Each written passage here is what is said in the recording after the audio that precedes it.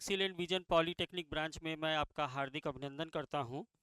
Previous lecture में हम लोगों ने एफिशिएंसी तक देख लिया है बच्चों, है ना। आई थिंक आपको सब समझ में आया होगा।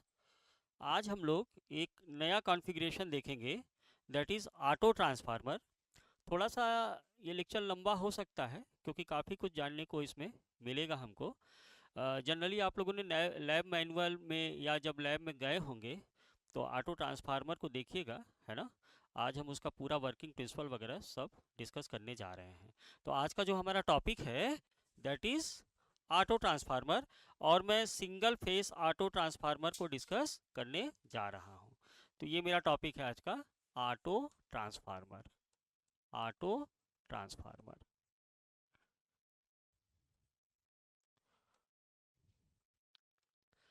अच्छा देखिए, जनरली इसमें क्वेश्चन, चूंकि ये मेरा थ्योरी क्लास है, तो थ्योरी में आप ऑटो ट्रांसफार्मर में जो आपके क्वेश्चंस बनते हैं वो मेनली इस तरह के बनेंगे, है ना। सबसे पहले तो एक टू वाइंडिंग ट्रांसफार्मर, अभी तक आप लोगों ने क्या पढ़ा है? टू वाइंडिंग ट्रांसफार्मर ही पढ़ा है या single phase two winding transformer पढ़ा है आपने, है ना। तो टू वाइंडिंग ट्रांसफार्मर से कैसे हम ऑटो ट्रांसफार्मर बनाएंगे, है ना। तो पहला क्वेश्चन तो इसी से पुटअप हो जाता है कि to winding transformer, to winding transformer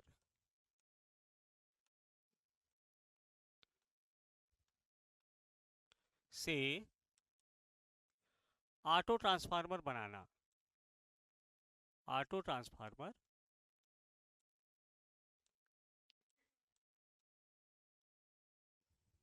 auto transformer बनाना। फिर इसमें एक बहुत ही इसेंशियल पार्ट आता है कि आप जानते भी होंगे और नहीं जानते हैं तो आप जानोगे कि ऑटो ट्रांसफार्मर में फॉर सेम केवीए रेटिंग बहुत सारे कॉपर की बचत हो जाती है बच्चों, है ना। तो सेविंग ऑफ कॉपर मटेरियल, है ना, सेविंग ऑफ, ये पूछता है क्वेश्चन में, है ना, सेविंग ऑफ कॉपर कंडक्टर्स, है ना। इसके पहले आप लोग देख लेंगे इसका वर्किंग प्रिंसिपल, ऑटो ट्रांसफार्मर का वर्किंग प्रिंसिपल। क्योंकि ट्रांसफार्मर है तो ट्रांसफार्मर की तरह तो इसका वर्किंग प्रिंसिपल होगा, लेकिन फिर भी हम लोग देखेंगे कि क्या क्या इसमें डिसिमिलरिटीज आ जाएंगी। वर्किंग प्रिंसिपल, है ना। और उसके बाद हम लोग से पूछा जाएगा कि कितना कॉपर सेविंग हो जाता है इसमें for same KVA rating of to winding transformer, है ना। नेक्स्ट हम लोग जो इसके देखेंगे advantages, advantages over to winding transformer.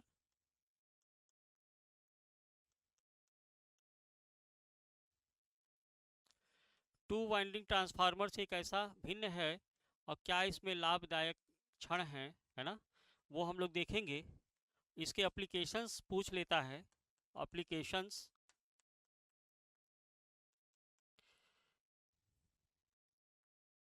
और इसके डिसएडवांटेजेस क्या हैं ये भी पूछ लेता है ना क्वेश्चन में, डिसएडवांटेजेस, है ना। तो इतनी मेन बातें जो थ्योरी पॉइंट ऑफ व्यू से, और ये अगर थ्योरी समझ गए तो आपको लैब में भी बहुत काम देने वाला है ना। तो ये सब बातें हम लोगों को जाननी है, ठीक ना। टू वाइंडिंग ट्रांसफार्मर से कैसे ऑटो ट्रांसफार्मर बनेगा, तो सबसे पहले यही सीखते हैं कि टू वाइंडिंग ट्रांसफार्मर से ऑटो ट्रांसफार्मर कैसे बनेगा, है ना।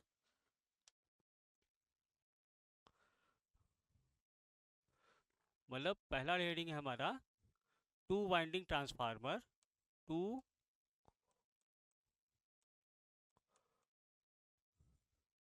वाइंडिंग ट्रांसफार्मर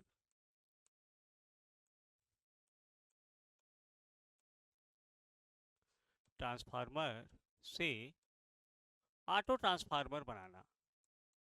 ऑटो ट्रांसफार्मर बनाना।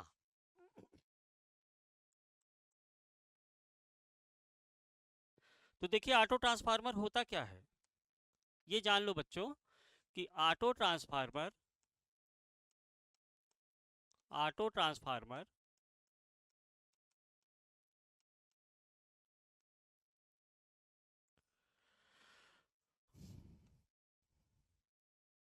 2 वाइंडिंग ट्रांसफार्मर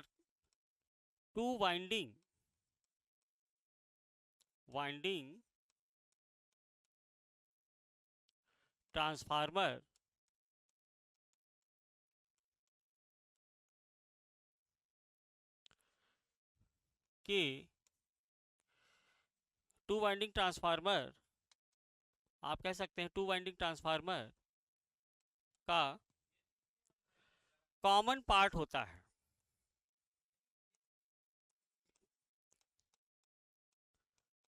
कॉमन पार्ट होता है, ठीक ना। कहने का मतलब ये है कि यदि यदि 2 वाइंडिंग ट्रांसफार्मर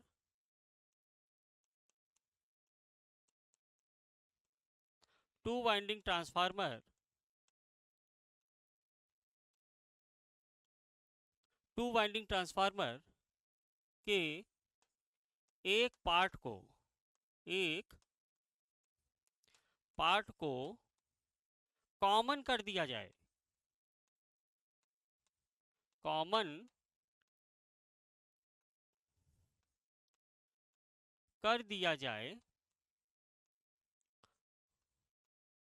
तो इससे इससे ऑटो ट्रांसफार्मर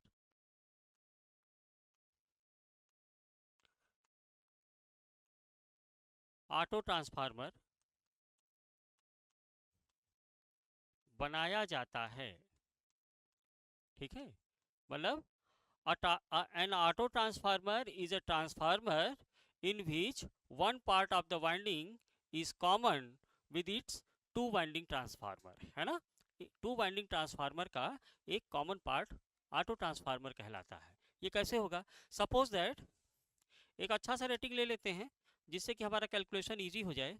हमारे पास एक 2 वाइंडिंग ट्रांसफार्मर है, 2 वाइंडिंग ट्रांसफार्मर, ठीक ना।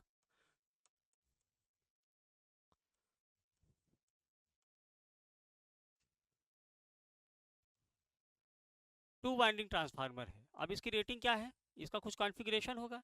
तो सपोज दैट मैं इसको डिफाइन करता हूँ 20 kVA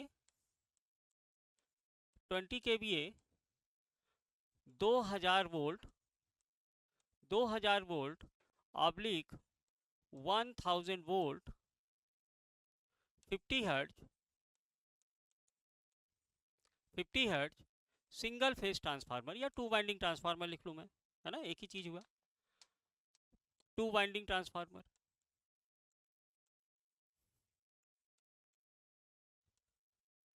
अब इसके बारे में तो आप लोग सब कुछ जानते होंगे, है ना। इसका वर्किंग फंक्शन कैसा होगा? कॉमन फ्लक्स, कॉमन मतलब फ्लक्स आपका कॉमन होगा, है ना। और ट्रांसफार्मर की क्वालिटी होती है। इसका मतलब ये हुआ कि आपका ये 2 वाइंडिंग ट्रांसफार्मर का स्ट्रक्चर ये होगा। इस तरह से आपका ये 2 वाइंडिंग ट्रांसफार्मर होगा। यहाँ पे आपका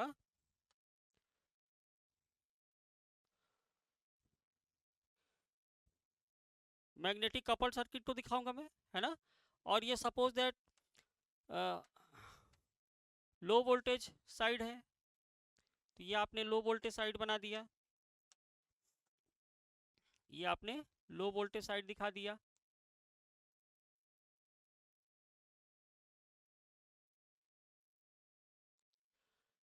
ये 2 वाइंडिंग ट्रांसफार्मर आपका बिल्कुल ऐसे ही तो होगा, राइट,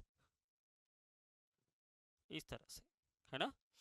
ये आपका हाई वोल्टेज वाइंडिंग है, कितना हो जाएगा? 20,000 वोल्ट। और ये आपका 1,000 वोल्ट हो जाएगा। मैंने अपनी सुविधा के लिए एक कॉन्फ़िगरेशन लिया है ना। आप ये ना समझना कि ऐसा होता ही है। एक कॉन्फ़िगरेशन मैंने ट्रांसफार्मर का लिया है जो इस प्रकार का है। जरा बताओ, हाई वोल्टेज साइड की रेटेड करंट कितनी हो जाएगी? हाई वोल्टेज साइड की रेटेड करंट कितनी हो जाएगी? मतलब 20,000 बटे 1,000 कितना हो जाएगा? 20 एम्पियर। 20 एम्पियर इसकी रेटेड करंट हो जाएगी हाई वोल्टेज साइड की। और लो वोल्टेज साइड की रेटेड करंट 20,000 है ना, कितना हो जाएगा?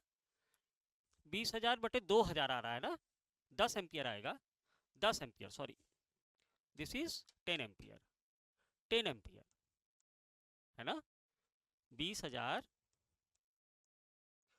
20,000 बटे 2,000 होगा ना, 10 एम्पियर आ जाएगा बेटा, 10 एम्पियर आ जाएगा, 10 एम्पियर आ जाएगा।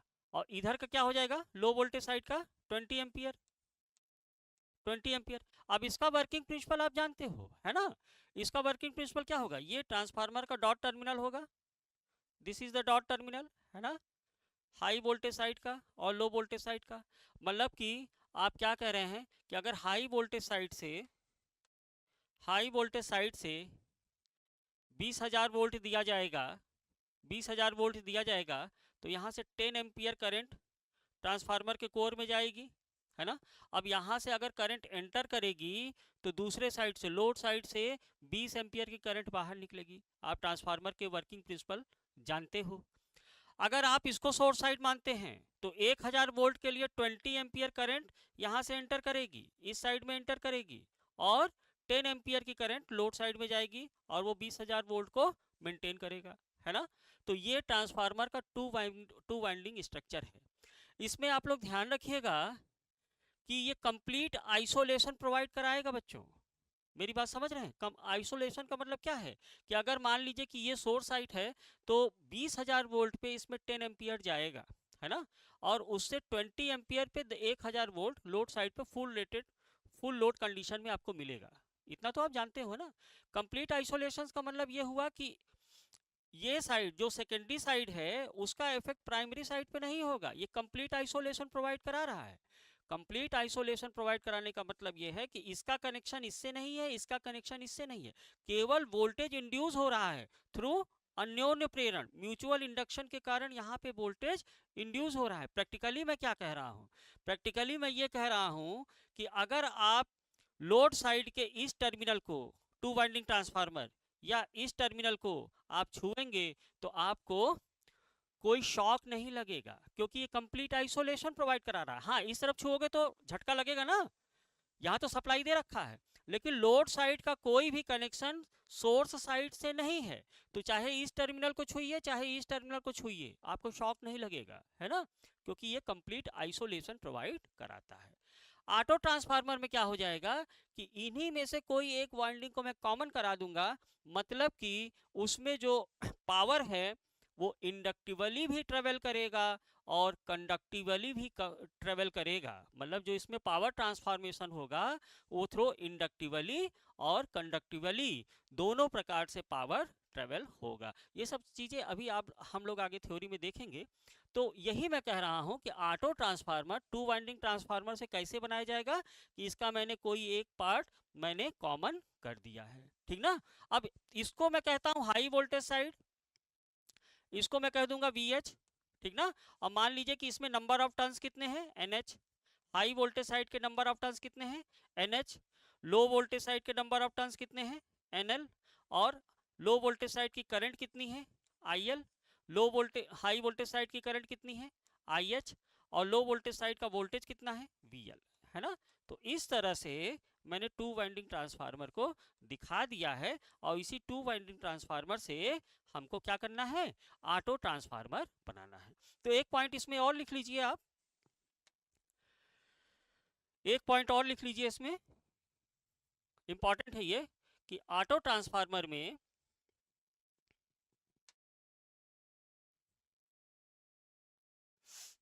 ऑटो ट्रांसफार्मर में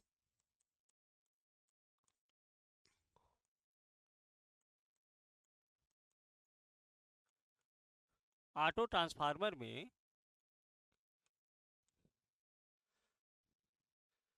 power power inductively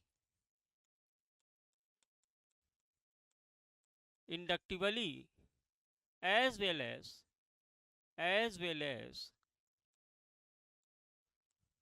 as well as conductively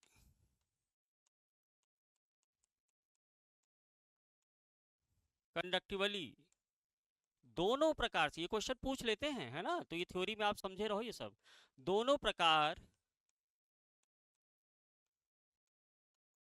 से ट्रेवल करती है। और इसी में आगे और लिख लीजिए कि जबकि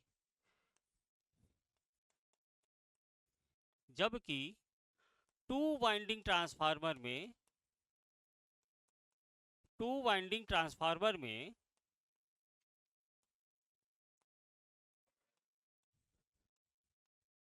टू वाइंडिंग ट्रांसफार्मर में पावर का फ्लो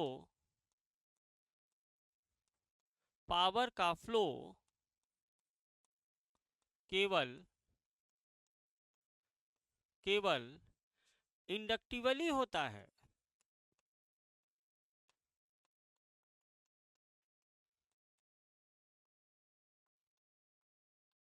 इंडक्टिवली होता है, कितना होता है ये हम लोग अभी देखेंगे, थ्योरी क्लास में समझते हैं है ना। तो सबसे पहले तो टू वाइंडिंग ट्रांसफार्मर से ऑटो ट्रांसफार्मर हम लोग बनाते हैं, चलो है ना। तो देखो ये हमारे पास टू वाइंडिंग ट्रांसफार्मर है, इसको मैं कॉपी कर लेता हूँ, इसी को मैं कॉपी कर लेता हूँ इसी कॉन्फ़िगरेशन के लिए, है ना, कॉपी।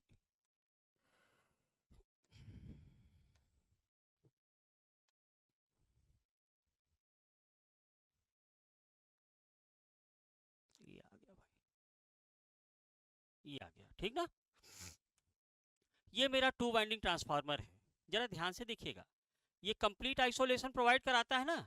अब मैं क्या करता हूं कि इस टू वाइंडिंग ट्रांसफार्मर का जो ये नीचे वाला पोर्शन है ना, नीचे वाले पोर्शन को मैं ज्वाइंट करा देता हूं समहाउ कंडीशन, इसको मैं मिला देता हूं। अब इसको मिलाने से क्या होगा, इसको मिलाने से बच्चों ये होगा कि मैंने जो टू वाइंडिंग ट्रांसफार्मर का आइसोलेशन वाला धर्म है ना, उसको तोड़ दिया, उसको तोड़ने का मतलब इन द सेंस क्या है कि जो ये अब to winding transformer complete isolation provide करा रहा था, अब ये आइसोलेशन प्रोवाइड नहीं कराएगा। इसका मतलब ये हुआ कि अब ये जो करंट यहाँ से लीव कर रही है ना ट्रांसफार्मर में, लोड साइड पे जो करंट जा रही है, इसका कनेक्शन सोर्स साइड से हो गया है। अब आप इस टर्मिनल, चाहे इस टर्मिनल को छूइएगा तो मरिएगा जरूर, है ना, क्योंकि झटका आपको लगेगा, शॉक आपको लगेगा, है ना। तो इसने आइसोलेशन का कंप्लीट सिनारियो इसने तोड़ दिया है। अब जरा यहीं पर देखना कि ईच नंबर ऑफ टर्न्स के लिए जब मैंने इस टर्मिनल को जोड़ दिया है, अब ये तो ग्राउंड टर्मिनल है ना, तो ईच नंबर ऑफ टर्न्स के लिए जो मेरा वोल्टेज होगा वो वोल्टेज समान होगा कि नहीं समान होगा। मान लीजिए 2 टर्न्स के लिए मेरा वोल्टेज कितना आता है, इतना आता है, इतना वोल्टेज आता है, बात समझ रहे हैं आप। 2 टर्न के लिए मेरा वोल्टेज इतना आता है, इतना, है ना, इतना वोल्टेज आता है। तो इस वोल्टेज के लिए ये जो वोल्टेज होगा हाई वोल्टेज साइड का और लो वोल्टेज साइड का, वो समान होगा कि नहीं समान होगा, इक्विपोटेंशियल सरफेस बना रहा है। उसी तरह मान लीजिए कि मैं यहाँ तक नंबर ऑफ टर्न्स मान लीजिए यहाँ तक आ रहा है, यहाँ पे टर्न्स और यहाँ पे टर्न्स दोनों बराबर हैं, तो यहाँ का वोल्टेज और यहाँ का वोल्टेज दोनों बराबर होगा कि नहीं बना होगा, बिल्कुल होगा। क्यों, क्योंकि इक्विपोटेंशियल सम विभव पृष्ठ बना रहे हैं। इसी तरह अगर मैं यहाँ पे बढ़ता जाऊं कहाँ तक चला जाऊं, नो वोल्टेज टर्न्स तक चला जाऊं, यहाँ तक चला जाऊं बेटा, यहाँ तक चला जाऊं, यहाँ तक चला जाता हूँ, तो यहाँ तक जो यहाँ का वोल्टेज होगा, नो वोल्टेज साइड का जो वोल्टेज होगा VL है ना, उतना ही वोल्टेज तो यहाँ का भी होगा, उतना ही वोल्टेज यहाँ का भी होगा। मानते हो कि नहीं मानते हो, क्योंकि ये दोनों इक्विपोटेंशियल सरफेस बनाएंगे, बिल्कुल सही बात है। तो यहाँ हाई वोल्टेज साइड का इतने भाग का जो वोल्टेज होगा वही तो लो वोल्टेज साइड का वोल्टेज होगा, तो ये दोनों वोल्टेज बराबर हैं। तो जब यहाँ तक का वोल्टेज समान है, तो अगर मैं इस टर्मिनल को हटा दूं इस सर्किट से इस टर्मिनल को अगर मैं हटा दूं, तो मान में कोई फर्क पड़ेगा क्या, बिल्कुल नहीं पड़ेगा। तो क्यों क्यों नहीं पड़ेगा, क्योंकि ये इक्विपोटेंशियल सरफेस बना रहे हैं। यहाँ का वोल्टेज आपका VL है ना, यहाँ का वोल्टेज आपका VL है, तो जो वोल्टेज यहाँ का होगा सेम वोल्टेज यहाँ का होगा, यहाँ का भी सेम वोल्टेज होगा, है ना। तो अगर मैं लो वोल्टेज साइड के इस वाइंडिंग को, इस कॉपर वाइंडिंग को अगर मैं हटा दूं तो वोल्टेज के मान में कोई फर्क तो पड़ेगा नहीं।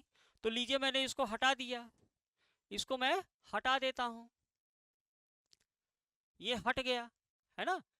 अब आप देखिए कि जब ये वोल्टेज हट गया तो कुछ करंट तो ये डायरेक्टली इधर चला जाएगा, है ना, और कुछ वोल्टेज इंडक्टिवली, कुछ पावर इंडक्टिवली जाएगा और कुछ पावर जो है आपका कंडक्टिवली जाएगा, by the same principle of working principle of transformer. तो इतना कॉपर सेविंग हो गया, इतना कॉपर सेविंग आपका हो गया। अब आपका जो कॉन्फ़िगरेशन होगा इस ट्रांसफार्मर का वो कुछ इस प्रकार से होगा, देखो कुछ ऐसा बन जाएगा। ये हाई वोल्टेज साइड है, ध्यान से समझिएगा, ये हाई वोल्टेज साइड है और यहाँ पे मैंने कुछ वोल्टेज कॉमन कर लिया होगा, यहाँ से मैंने कॉमन कर लिया कुछ वोल्टेज, ठीक है। जब हाई वोल्टेज था तो टोटल नंबर ऑफ टर्न्स कितने थे इसमें, NH थे, NH थे, NH में से NL टर्न्स यहाँ मैंने कॉमन करा दिया, NL टर्न्स कॉमन करा दिया। ये वोल्टेज है VH, ये वोल्टेज है VH और ये वोल्टेज है VL। ये कितना है VL। अगर यहाँ से करंट IH एंटर कर रही है, यहाँ से करंट IH एंटर कर रही है और यहाँ पे करंट कितना जा रहा है IL, ये कॉन्फ़िगरेशन तो नहीं निकलेगा ना, हटेगा, ये कॉन्फ़िगरेशन तो नहीं कम होगा ना, क्योंकि केवीए रेटिंग तो ट्रांसफार्मर की समान है।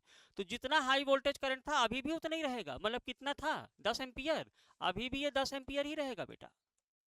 और ये कितना रहेगा, ये आपका 20 एम्पियर रहेगा अभी भी, क्योंकि समान फ्लक्स पे ट्रांसफार्मर की केवीए रेटिंग नहीं चेंज होती है। अभी भी ये हाई वोल्टेज कितना होगा, कितना होगा 20,000 वोल्ट, और लो वोल्टेज साइड का वोल्टेज कितना होगा 1000 वोल्ट, सेम यही रहेगा 1000 वोल्ट, है ना। तो अगर यहां से 10 एम्पियर करंट आई, यहां से 10 एम्पियर करंट एंटर की और यहां से 20 एम्पियर करंट निकल गई, 20 एम्पियर करंट निकल गई, तो ये 20 एम्पियर करंट निकल गई तो ये जो कॉमन वाइंडिंग दिख रहा है इसको बोलते हैं कॉमन वाइंडिंग, है ना। अभी बताता हूँ, कॉमन वाइंडिंग यही हुआ ना। कॉमन वाइंडिंग मेरी वो वाइंडिंग है जो हाई वोल्टेज और लो वोल्टेज दोनों के नंबर ऑफ टर्न्स को बराबर करने से मिला, यानी जिससे मैंने ये लो वोल्टेज कॉइल मैंने यहाँ पे दिखा रहा था ना, मैं ऐसे दिखा रहा था इस तरह से, है ना। तो ये नो वोल्टेज टर्न्स को मैंने हटा दिया, तो ये उसका कॉमन पार्ट ही तो है। तो NH पूरे वाइंडिंग में, NL इस कॉमन वाइंडिंग में। तो अगर यहाँ से 10 एम्पियर आया तो यहाँ by the working principle of transformer अगर 10 एम्पियर करंट यहाँ इंटर करता है, ट्रांसफार्मर के वाइंडिंग में इंटर करता है, तो यहाँ से चूंकि यहाँ 20 एम्पियर जा रहा है ना, तो यहाँ से क्या होगा 10 एम्पियर करंट ही लीव करना चाहिए, क्योंकि ये डॉट टर्मिनल, मैंने आपको बताया था डॉट है सेम इंस्टेंटेनियस पोलैरिटी, यानी किसी ट्रांसफार्मर के एक वाइंडिंग से यदि करंट एंटर करता है तो दूसरे वाइंडिंग से करंट को लीव करना चाहिए टू सेटिस्फाइड लेंज लॉ। तो वही वर्किंग प्रिंसिपल तो यहाँ पर भी होगा ना। ये आपका 2 वाइंडिंग ट्रांसफार्मर है, क्या है 2 winding transformer, 2 winding transformer, 2 winding transformer, और ये इसका इक्विवेलेंट ऑटो ट्रांसफार्मर है, इक्विवेलेंट ऑटो ट्रांसफार्मर है ना। तो एक वाइंडिंग इसकी कॉमन हो गई, तो इस तरह से पावर का ट्रांसमिट होगा। अगर यहां से 10 एम्पियर आएगी तो यहां से 10 एम्पियर की करंट कॉमन वाइंडिंग से लीव करेगी, तो 10 + 10 कितना हो गया 20 एम्पियर, 20 एम्पियर। जब आपने इस साइड को सोर्स साइड माना और इस साइड को आपने लोड साइड माना।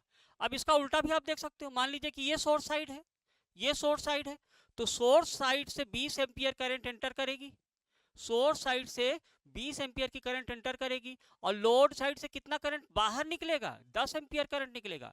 उस केस में इस कॉमन वाइंडिंग में 10 एम्पियर की करंट ऊपर से नीचे की दिशा में एंटर करेगी, है ना। तो 20 एम्पियर, 10 एम्पियर इधर चला जाएगा और 10 एम्पियर लोड की तरफ चला जाएगा। इस तरह से करंट कॉन्फ़िगरेशन एमएमएफ बैलेंस आपका हो जाएगा, है ना। तो ये है ऑटो ट्रांसफार्मर बनाने की, और इसकी क्रियाविधि वही है जो same transformer, same to winding transformer की आपने पढ़ा है। आई थिंक आपको यहाँ तक बात समझ में आया होगा, यहाँ तक बात आपको समझ में आया होगा। अब इसी को मैं सिंबॉलिक स्ट्रक्चर में अगर बनाना चाहूँ, अच्छा यहाँ पे बात देखिएगा, एक बात और देखिएगा कि जब आपने कनेक्शन को कॉमन कर दिया तो लो वोल्टेज साइड से एनएल टर्न्स के जितना भी कॉपर मटेरियल था वो आपका हट गया ऑटो ट्रांसफार्मर के केस में, यानी इतना कॉपर सेविंग आपका हो गया। दूसरी बात आप ये भी देखिएगा कि जब ये टू वाइंडिंग ट्रांसफार्मर था, टू वाइंडिंग ट्रांसफार्मर था, तो 10 एम्पियर आया, 10 एम्पियर के लिए कॉन्फ़िगरेशन, हालांकि इसमें 10 एम्पियर अभी भी जा रहा है, 10 एम्पियर अभी भी जा रहा है, लेकिन अगर कोई और कॉन्फ़िगरेशन में लेता, ये मतलब कि एक उभयनिष्ठ पार्ट आ गया कि अभी भी इसमें से 10 एम्पियर जा रहा है, हो सकता है कि इससे 5 एम्पियर कोई और कॉन्फ़िगरेशन के लिए 5 एम्पियर कॉमन वाइंडिंग में जाता।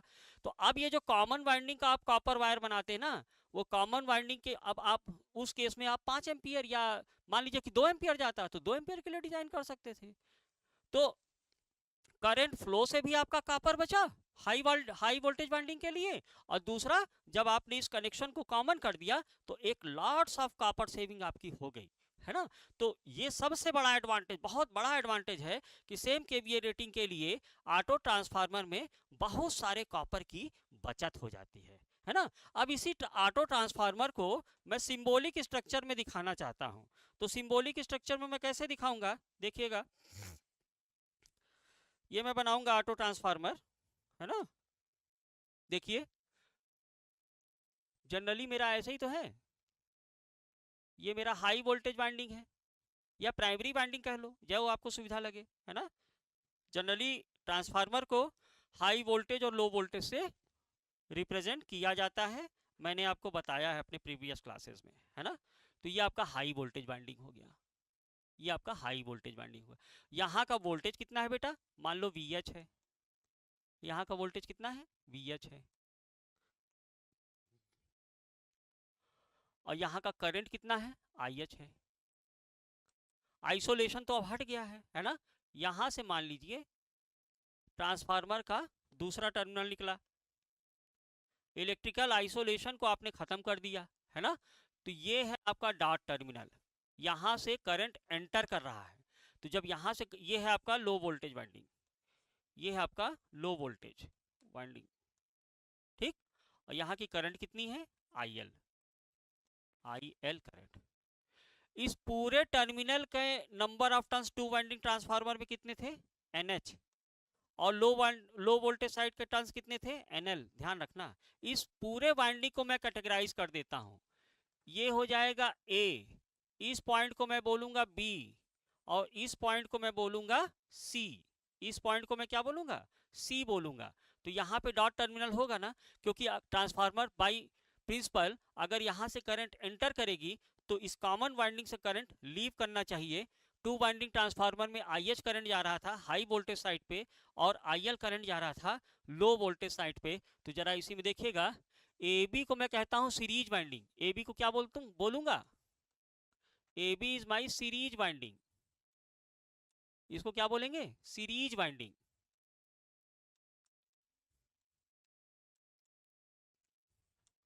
AB है सीरीज वाइंडिंग। उसी तरह BC को क्या बोल रहा हूं मैं, BC होता है common winding, common winding.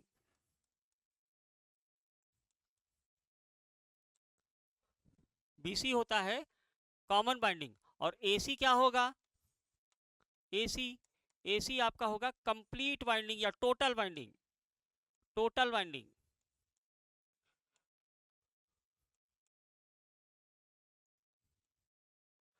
Total winding मतलब जब टू वाइंडिंग ट्रांसफार्मर था तो हाई वोल्टेज साइड का टोटल वाइंडिंग कितना था, ये AC के बराबर ही तो था, है ना। अब AC में से आपने NL को कॉमन कर दिया है, तो इसमें कितने टर्न्स बचे, एक्चुअली इस AB में कितने टर्न्स हैं, NH माइनस NL, इसमें कितने टर्न्स हो जाएंगे बेटा, NH minus NL turns, NH minus NL turns, और इसी को कहते हैं NH माइनस NL टर्न्स के लिए इसको क्या बोलते हैं, सीरीज वाइंडिंग। ये सीरीज वाइंडिंग बहुत काम की चीज है, इसको बड़े ध्यान से देखिएगा। सारा खेल इस सीरीज वाइंडिंग का ही है बेटा, समझ लो। क्यों क्यों ये बहुत काम की चीज है, इसको ऐसे समझिए कि जब ये सोर्स साइड था, VH जब सोर्स साइड था, तो IH करंट इस सीरीज वाइंडिंग में ही तो आया ना। इस सीरीज वाइंडिंग में IH करंट गया और लोड साइड पे IL करंट गया, तो यहाँ पे कितना करंट जाएगा, IL माइनस IH करंट जाएगा कि नहीं जाएगा।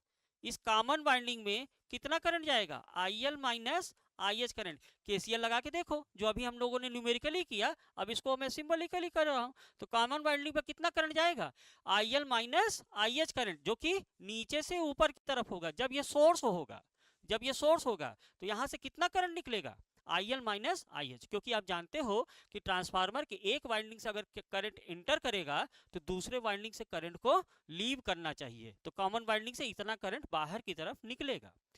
यदि आप इसको सोर्स मान लेते हो, इसको सोर्स मान लेते हो, तो यहां से IL करंट आएगा, IL करंट आएगा, और यहां से IH करंट बाहर निकल जाएगा। तो यहां ऊपर से नीचे करंट इंटर करेगा ना, तो उस केस में IL minus IH current enter करेगा, तो यहां से IH करंट लीव करेगा।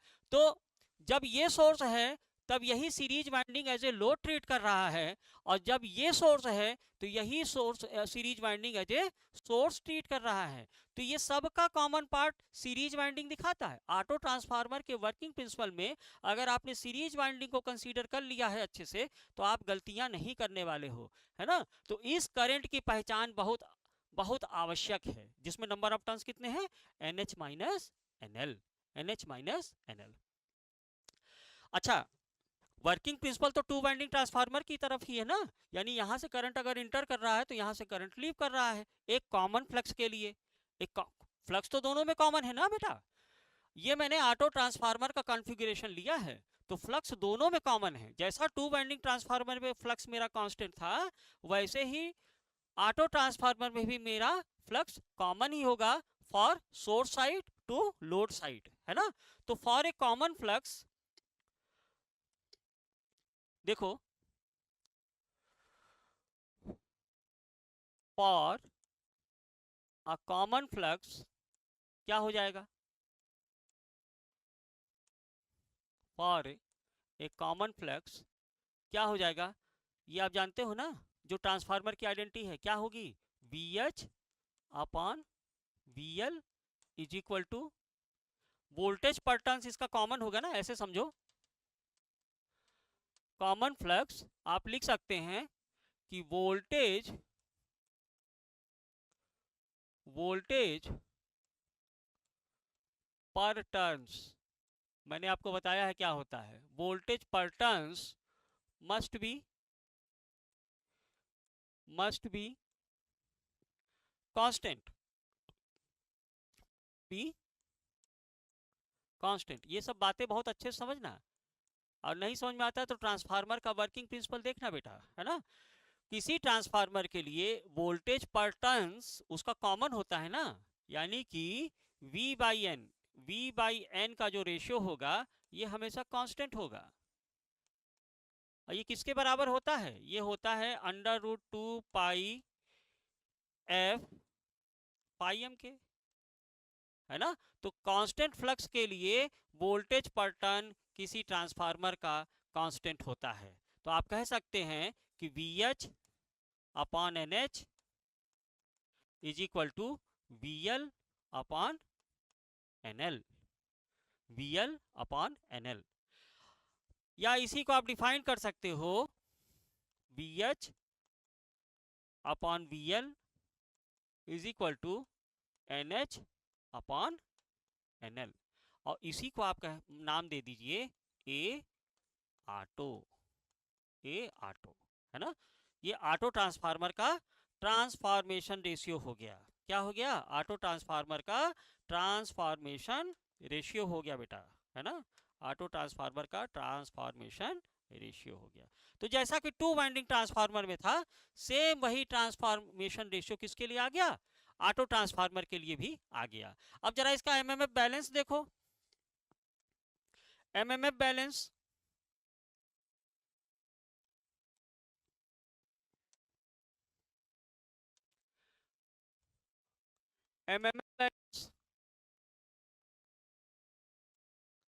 एमएमएफ बैलेंस क्या होता है कि current enter through the dot should leave current leave that dot, है ना।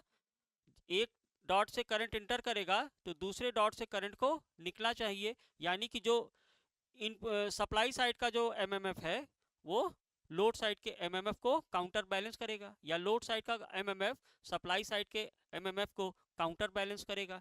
तो सप्लाई साइड का एमएमएफ कितना है ऑटो ट्रांसफार्मर में, जरा देखो। सप्लाई साइड में करंट कितना जा रहा है, IH। सप्लाई साइड में करंट कितना जा रहा है, IH।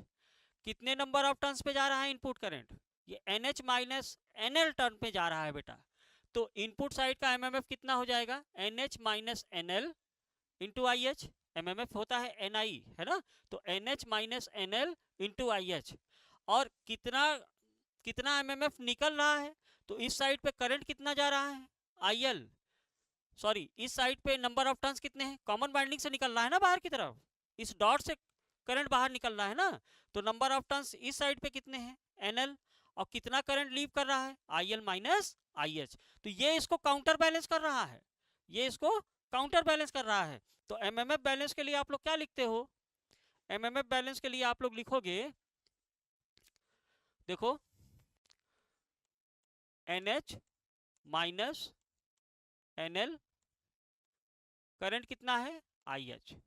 और चूंकि दूसरा वाला एमएमएफ इसको काउंटर बैलेंस कर रहा है ना, जैसे कि टू वाइंडिंग ट्रांसफार्मर में किया था बेटा, तो इसमें नंबर ऑफ टर्न्स कितने हैं, NL। करंट कितनी जा रही है, IL minus IH, that will be equal to 0। अब जीरो कैसे हो गया, एक्चुअली ये नो लोड करंट के बराबर होना चाहिए था, I 0 के बराबर होना चाहिए था। तो I 0 होता कितना है किसी ट्रांसफार्मर के लिए, 2 से 3%, नॉट मोर देन 5%, है ना। तो इस नो लोड करंट को हमने नेग्लेक्ट माना है यहाँ पे, ये चीज थोड़ा सा ध्यान रखिएगा। कॉमन बाइंडिंग के लिए हमने नो लोड करंट को नेग्लेक्ट कर दिया है ना। तो I0 करंट की जगह यहाँ पे क्या हो जाएगा, 0 हो जाएगा, है ना। तो इस पूरे को सॉल्व कर लो। तो जब इस पूरे को सॉल्व करोगे आप तो कितना हो जाएगा बोलो तो, NH IH minus NL IL minus NL IL, minus minus का प्लस हो जाएगा ना, NL IH is equal to 0, है ना।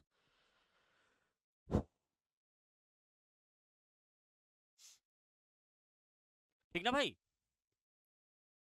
NH IH। अब देखो, टू वाइंडिंग ट्रांसफार्मर के लिए जो इनपुट एमएमएफ होगा वो आउटपुट एमएमएफ के बराबर होगा कि नहीं होगा, यानी ये टर्म्स दोनों बराबर होंगे कि नहीं होंगे, और एक दूसरे को काउंटर बैलेंस कर रहे होंगे, एक दूसरे को काउंटर बैलेंस कर रहे होंगे। यानी NHIH is equal to NLIL है ना, तो इसको मैं काट सकता हूँ, ये बराबर होंगे ना। तो फाइनली मुझे क्या मिल जाएगा, फाइनली मुझे मिल जाएगा NLIH is equal to NLIL, है ना। कुछ गड़बड़ हुआ है क्या, नहीं नहीं, थोड़ा सा देखो क्या हो जाएगा, NH माइनस NL IH हो जाएगा, माइनस इसमें number of IL minus IH हुआ ना। तो ये हो गया NHIH माइनस NLIH है। ओहो, यहाँ थोड़ा कैलकुलेशन मिस्टेक हो गया बेटा, देखो जरा यहाँ पे, ये इसको थोड़ा सा मैं मिटा दूँ, ये वाला टर्म यहाँ गड़बड़ हो गई थोड़ा सा। देखो NHIH माइनस NLIH होगा ना, NLIH माइनस NLIL और प्लस NLIH। तो NLIH से NLIH ये कैंसिल हो जाएगा, यहाँ NLIH की जगह पे मैंने NLIL लिख दिया था ना, कैलकुलेशन मिस्टेक हो गया। कितना होना चाहिए था, NLIH। तो NLIH से NLIH यहाँ कैंसिल हो जाएगा। फाइनली आपके पास क्या बचेगा, आपके पास बचेगा NHIH माइनस NLIL। इसको आप लिख सकते हो NHIH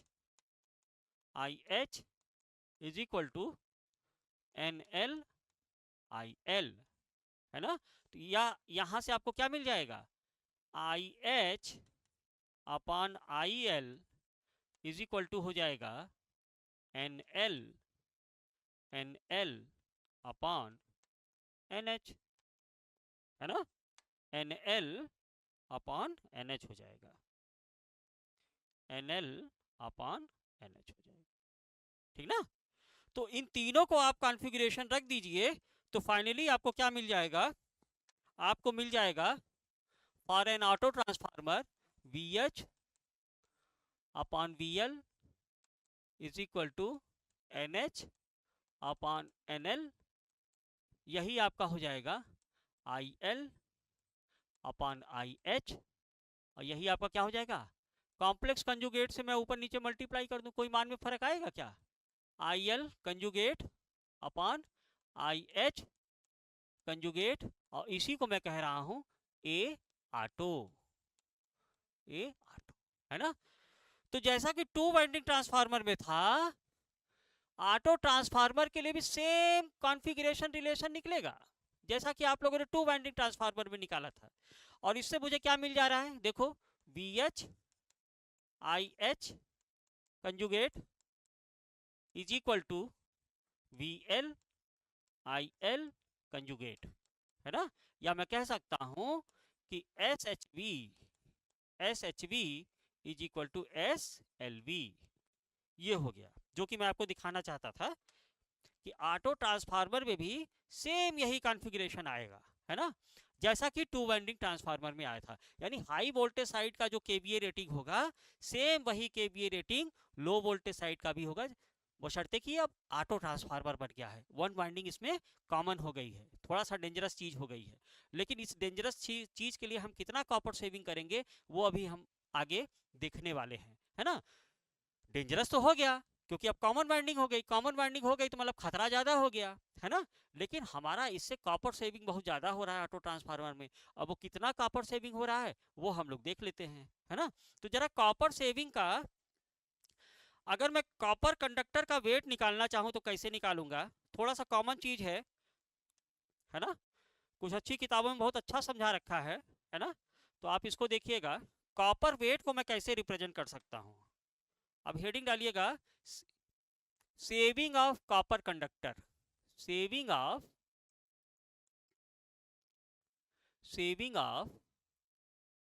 copper conductor, copper conductor कितना सेविंग होगा, देखो इन जनरल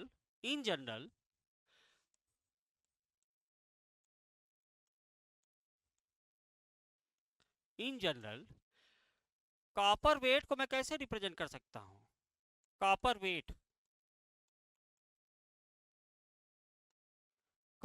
को मैं कैसे रिप्रेजेंट कर सकता हूं, देखो द्रव्यमान बराबर घनत्व, आयतन को कैसे रिप्रेजेंट करते हो, द्रव्यमान घनत्व बराबर द्रव्यमान बटे आयतन ना, सॉरी, घनत्व बराबर द्रव्यमान बटे आयतन होता है। तो द्रव्यमान को कैसे आप लिखोगे, कॉपर वॉल्यूम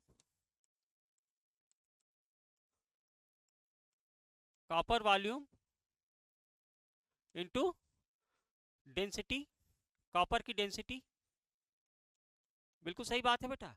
अब किसी मटेरियल के लिए उसका जो घनत्व होगा, डेंसिटी होगा, वो तो कांस्टेंट होगा, वो तो नहीं बदलने वाला है।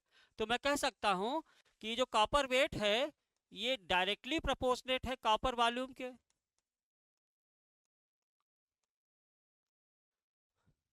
और किसी कंडक्टर का वॉल्यूम क्या होता है, तो किसी कंडक्टर का वॉल्यूम होता है उसका लंबाई, length of the conductor,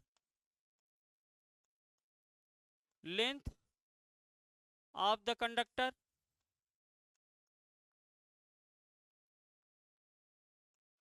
into area of cross section, area of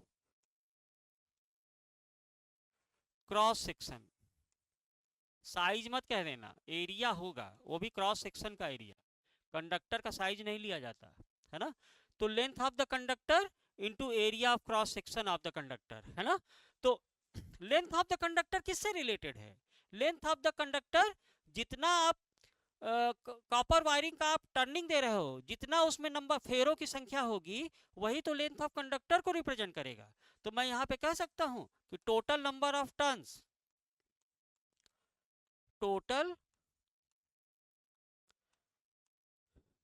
number of turns, फेरों की संख्या, into area of cross section. जब भी बात आए तो कंडक्टर के किस पार्ट को रिप्रेजेंट करते हैं आप?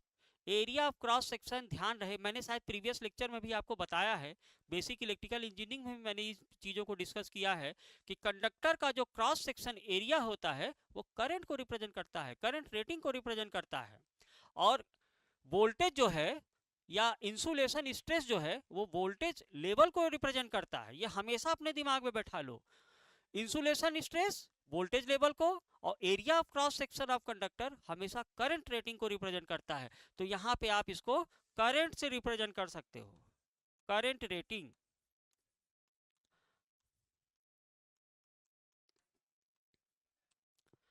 यानी कि यही आपका क्या हो जाएगा, number of turns into current. और एनआई को क्या बोलते हैं? इसी को तो एम्पियर टर्न्स बोला जाता है, इसी को एम्पियर टर्न्स बोला जाता है। और इसी को आप क्या कहते हो? MMF, magnetomotive force.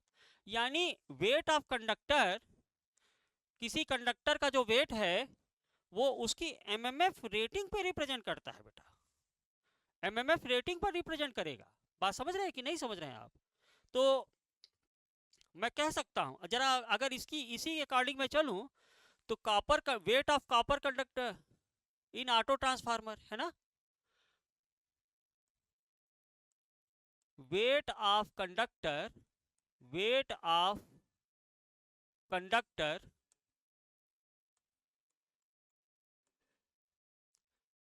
इन ऑटो ट्रांसफार्मर कितना हो जाएगा? Auto transformer. तो जितना प्राइमरी वाइंडिंग होगा, जितना सेकेंडरी वाइंडिंग में होगा एमएमएफ बैलेंस, उन दोनों को सम कर दीजिए। यही ऑटो ट्रांसफार्मर में कुल कॉपर का वेट होना चाहिए। बिल्कुल सही बात है। तो प्राइमरी साइड में कितना था बोलो तो? ये था आपका NH minus NL into IH plus plus secondary side का कितना हो जाएगा बोलो तो? NL IL minus IH। और वेट ऑफ कंडक्टर, ये इसको जरा सॉल्व कर लीजिए, यहीं पे सॉल्व कर लीजिए। तो ये कितना हो जाएगा बोलो तो? ये हो जाएगा NH IH minus NL IH plus NL IL minus NL IH। और चूंकि कॉमन फ्लक्स के लिए, कॉमन फ्लक्स के लिए NH IH is equal to NL IL के बराबर होगा कि नहीं होगा?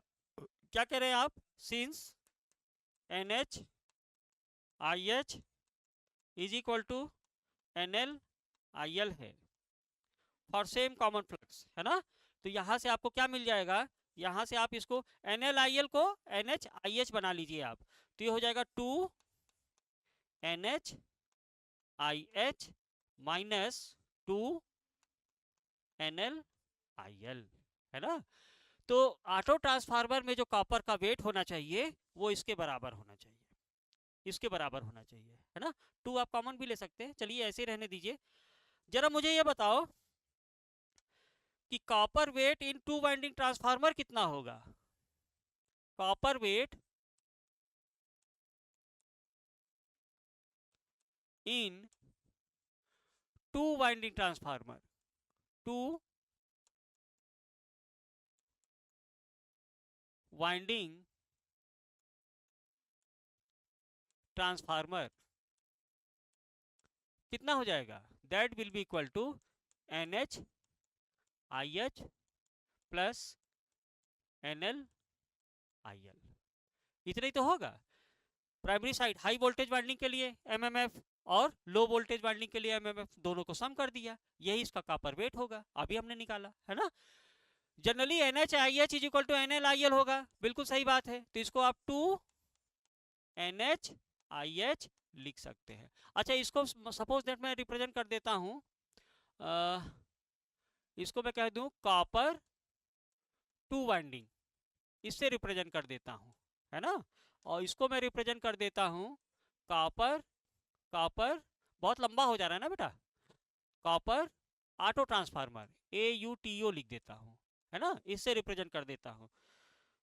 ठीक है, तो दोनों का रेशियो क्या होगा, यानी कि copper auto upon copper two winding कितना हो जाएगा, weight of copper in auto transformer और weight of copper in two winding transformer, इनका रेशियो कितना हो जाएगा बोलो तो।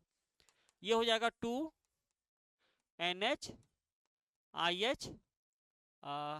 माइनस, है ना, देखो अभी हमने निकाला 2NH माइनस 2NLIL, 2NLIH होगा बेटा, ये कितना होगा, IH होगा,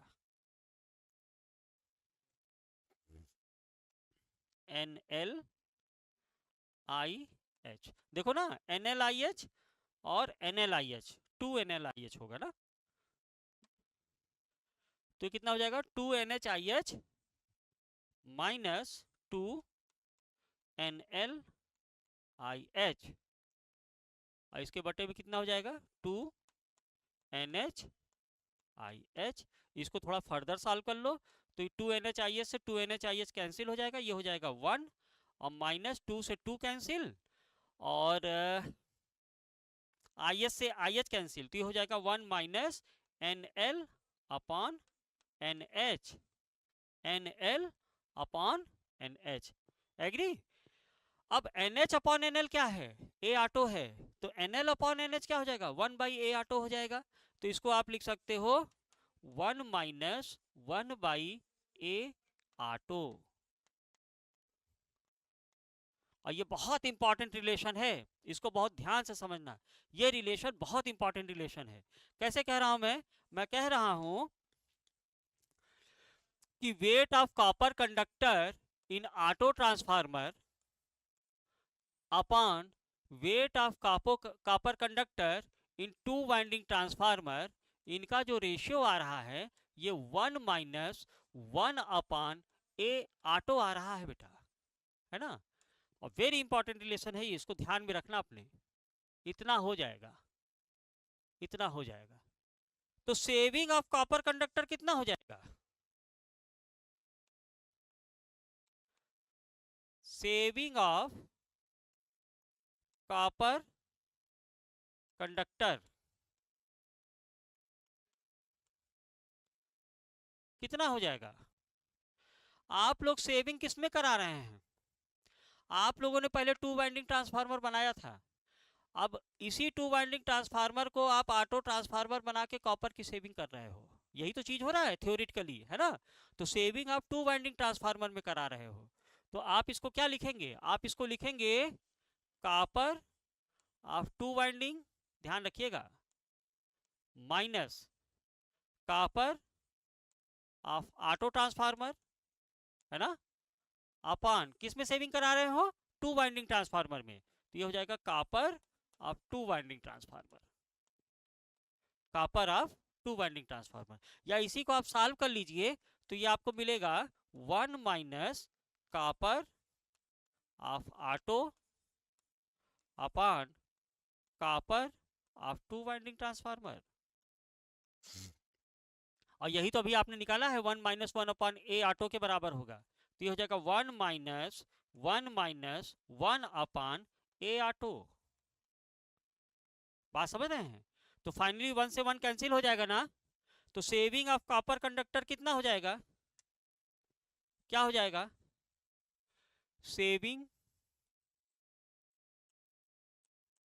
saving of copper conductor, saving of copper conductor in auto transformer, auto transformer कितना हो जाएगा, ये आपका आ रहा है 1 अपॉन A ऑटो। और ये एक फार्मूला बन गया है, ये हमने प्रूफ कर दिया है। और इस फार्मूले से कई चीजें, कई तथ्य आपके सामने आने वाले हैं। बहुत ध्यान से समझिएगा, बहुत ध्यान से समझिएगा। यानी कि किसी किसी ऑटो ट्रांसफार्मर में जो कॉपर की सेविंग होती है वो किसके बराबर होगा न्यूमेरिकली? वो 1/A ऑटो, जहां ए ऑटो ऑटो ट्रांसफार्मर का ट्रांसफॉर्मेशन रेशियो है ना। तो ट्रांसफॉर्मेशन रेशियो को जो रेसिप्रोकल है उतने के बराबर किसी ऑटो ट्रांसफार्मर में कॉपर सेविंग हो जाती है। तो ये क्वेश्चन पूछता है, कभी कभी एक नंबर का क्वेश्चन पूछ लेता है कि ऑटो ट्रांसफार्मर में कॉपर की सेविंग कराने के लिए हमको क्या करना पड़ेगा। तो आप सीधे रखिए कि जो उसका ट्रांसफॉर्मेशन रेशियो है उसकी वैल्यू को कम कराना पड़ेगा। बात समझ रहे हैं? और जबकि ए का मान कितना है, एक से ज्यादा है। IEEE ने इसको प्रूफ किया, मैं आपको वर्किंग प्रिंसिपल में बता चुका हूं कि ए ऑटो की जो वैल्यू होगी वो हमेशा एक से ज्यादा होगी, एक से ज्यादा होगी। अरे ए बराबर क्या है, NHB अपॉन NLB है ना। NL NL अपॉन NH तो नहीं है ना, NH अपॉन NL लिखते हो ना। मैंने आपको पहले ही बता दिया कि इस ट्रैप से बेटा हम हमेशा बचो।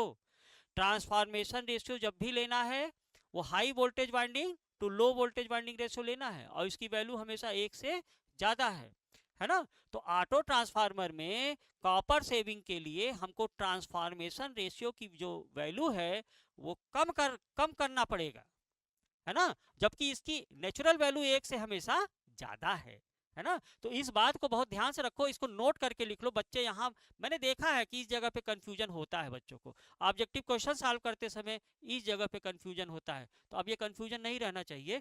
क्या कह रहा हूं मैं कि ऑटो ट्रांसफार्मर में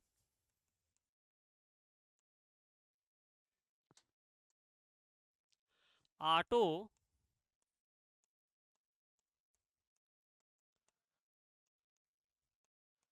ट्रांसफार्मर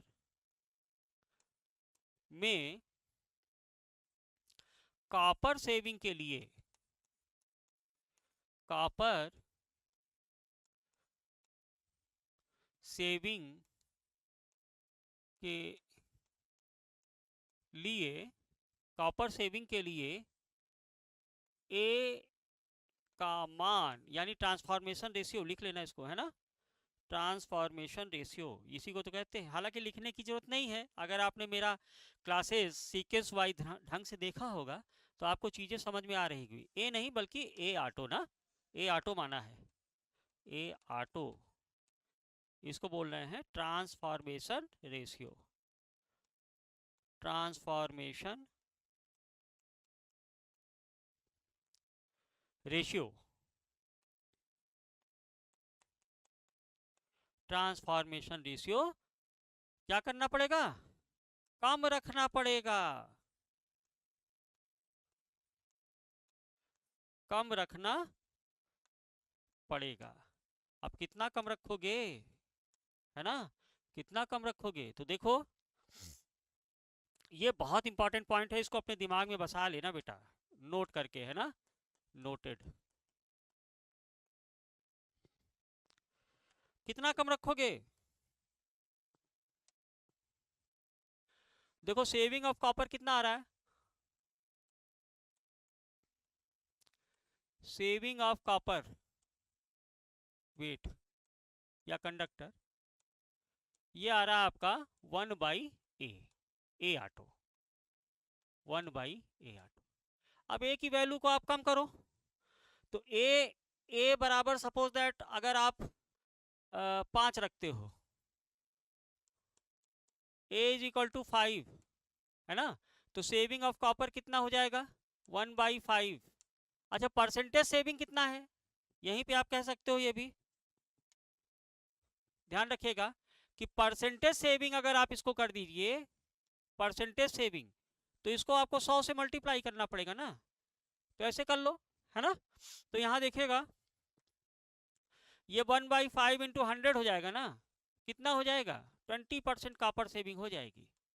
अब तो आप इतना बड़ा रिस्क ले रहे हो, है ना, कॉमन बाइंडिंग कर दे रहे हो, डेंजर जोन में चले गए हो, अपने शरीर से खेल रहे हो और कॉपर की सेविंग आपने किया ओनली 20%, तो ये बात तो मायने नहीं रखती।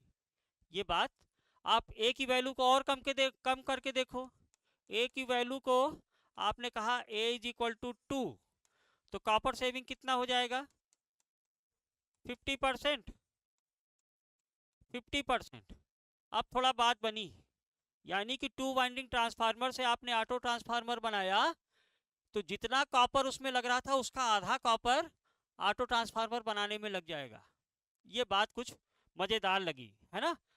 अब क्या करो, ए की वैल्यू को और कम कर दो।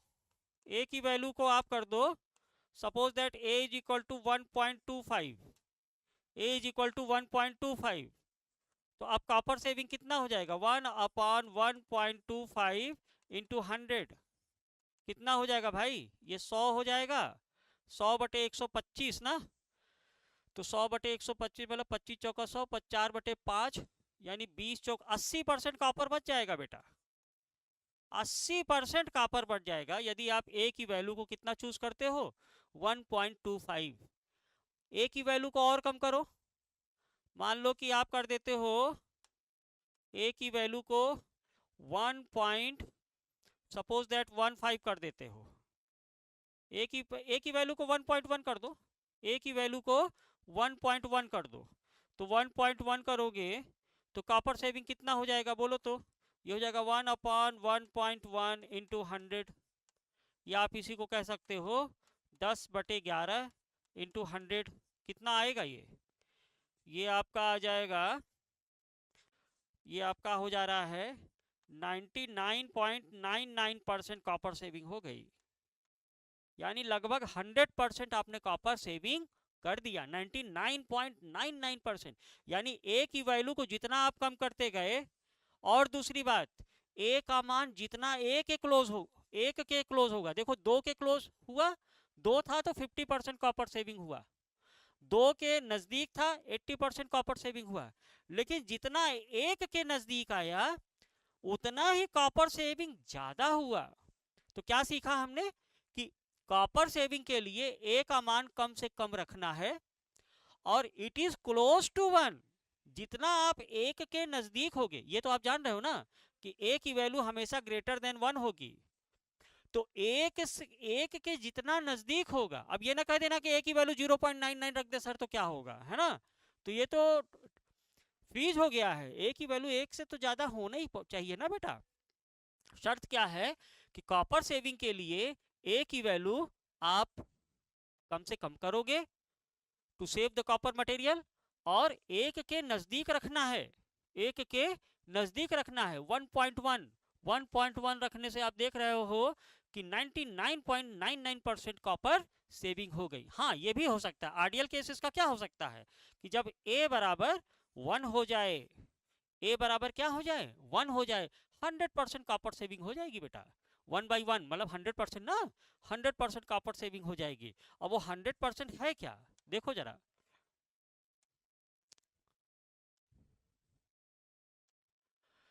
100% कॉपर सेविंग ना, जरा यहाँ आइए, इस जगह पे आइए। कहाँ गया वो सर्किट? 100% कॉपर सेविंग ना, यहाँ पे आ जाओ। 100% कॉपर सेविंग का मतलब ये हुआ बेटा, ये 100% कॉपर सेविंग का मतलब ये हुआ कि आपने इस वाइंडिंग को सीधे यहाँ टच करा दिया। अब इंडक्शन से पावर ट्रांसमिट होगा ही नहीं, सीधे कंडक्टिव, इनके बीच में कोई लेयर है ही नहीं, ये सीरीज वाइंडिंग खत्म। ये इस पॉइंट को उठा के ए पर रख दो, है ना, पूरा का पूरा ट्रांसफर हो जाएगा पावर थ्रू कंडक्टिवली, है ना, इंडक्टिवली पावर जाएगा ही नहीं। बात समझ रहे हैं आप? तो 100% कॉपर सेविंग हो जाएगी आपकी, है ना? तो ए बराबर 1 एक्चुअली वही रिप्रेजेंट करता है, ए बराबर 1 इसी को रिप्रेजेंट करता है। बात आपके समझ में आया होगा, कितना कॉपर सेविंग हो गया? 1/ए के बराबर, 1/ए के बराबर। तो ये तो हो गया कॉपर सेविंग की बात। दूसरा अगर हम लोग ये कर लें,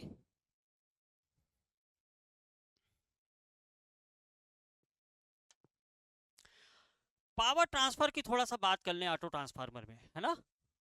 तो नेक्स्ट जो हेडिंग है हमारा, पावर ट्रांसफर इन auto transformer.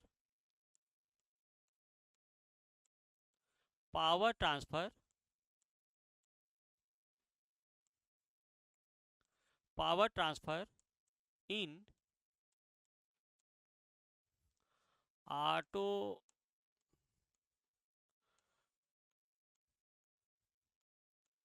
Transformer. Power transfer इन ऑटो ट्रांसफार्मर। देखो क्या होता है, ट्रांसफार्मर में कुल कितना पावर ट्रांसफर हो रहा है? टोटल पावर ट्रांसफर कितना हो रहा है?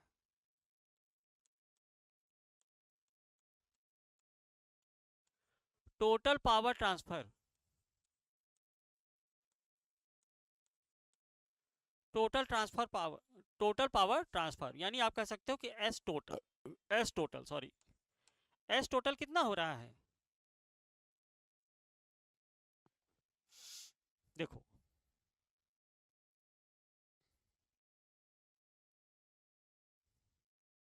इस सर्किट को थोड़ा सा मैं आपको दिखाना चाहता हूं, ऑटो ट्रांसफार्मर के, है ना।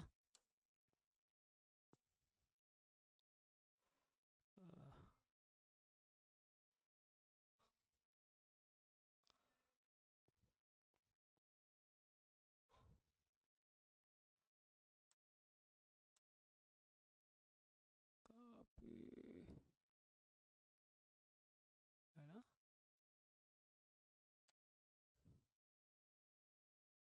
इसको थोड़ा सा समझिएगा आप, इसको थोड़ा समझिएगा। ये आपका ऑटो ट्रांसफार्मर है ना, तो ऑटो ट्रांसफार्मर में कुल कितना टोटल पावर ट्रांसफर कितना हो रहा है बेटा? वो हो रहा है आपका VL IL के बराबर। देखो ये वोल्टेज है VL और ये करंट है IL, तो इतना ही तो टोटल पावर ट्रांसफर ट्रांसमिट हो रहा होगा। तो एस टोटल को आप लिख सकते हो, एस टोटल को आप क्या लिखोगे? VL into IL। इसको आप ऐसे भी लिख सकते हैं कि S total, S total is equal to VL। IL को आप लिख सकते हो, IL को आप क्या लिख सकते हो? IL minus IH, IL minus IH और प्लस IH। मान में कोई अंतर आया क्या? बिल्कुल नहीं। तो इसको आप ऐसे तोड़ दो, VL IL माइनस IH, है ना, और प्लस VL IH, है ना, VL IH। ये जो पावर है, पहला टर्म देखो जरा, ये फर्स्ट टर्म है और ये सेकंड टर्म है। फर्स्ट टर्म को देखो, आगे यही यही तो आपकी इंडक्टिव वाली पावर है, पावर थ्रो इंडक्टिवली। जैसा कि ट्रांसफार्मर का वर्किंग प्रिंसिपल है, इतना पावर तो इंडक्टिवली जा रहा है, और ये जो पावर है सेकेंड टर्म, इसको पावर थ्रो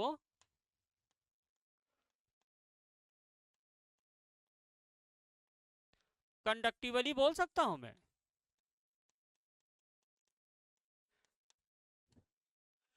इसी चीज को आप फिजिकली समझिए, ये है आपका इंडक्टिव पावर, जो इंडक्शन के थ्रू पावर आपका ट्रेवल कर रहा है, जैसा कि 2 वाइंडिंग ट्रांसफार्मर में हो रहा था। ये कितना आया?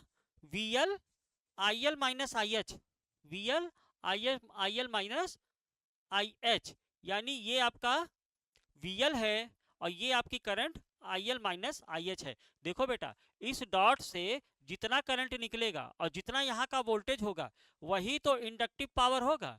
आप जानते हो ना कि जितना यहाँ AB टर्मिनल पे पावर आ रहा होगा, जितना AB टर्मिनल पे पावर आ रहा होगा, उतना ही तो पावर यहाँ से निकल रहा होगा। जितना पावर एंटर करेगा उतना ही तो पावर लीव करेगा ना। तो ये यहाँ से पावर कितना लीव कर रहा है? VL IL minus IH। और यहाँ से पावर आ कितना रहा है? यहाँ से पावर आ कितना रहा है? यहाँ से पावर आ रहा है VH minus VL into IH। यहाँ का पोटेंशियल कितना होगा? AB टर्मिनल का सीरीज वाइंडिंग, यहाँ का पोटेंशियल होगा VH माइनस VL। क्यों? क्योंकि इस पूरे टर्मिनल का पोटेंशियल है VL, VH, और यहां तक का पोटेंशियल है VL, डॉट पोलैरिटी देखो, है ना। तो इस AB टर्मिनल का पोटेंशियल कितना हो जाएगा, VL माइनस VH। तो एक्चुअली ये जो पावर है जितना AB से आ रहा है उतना ही तो BC से निकलेगा।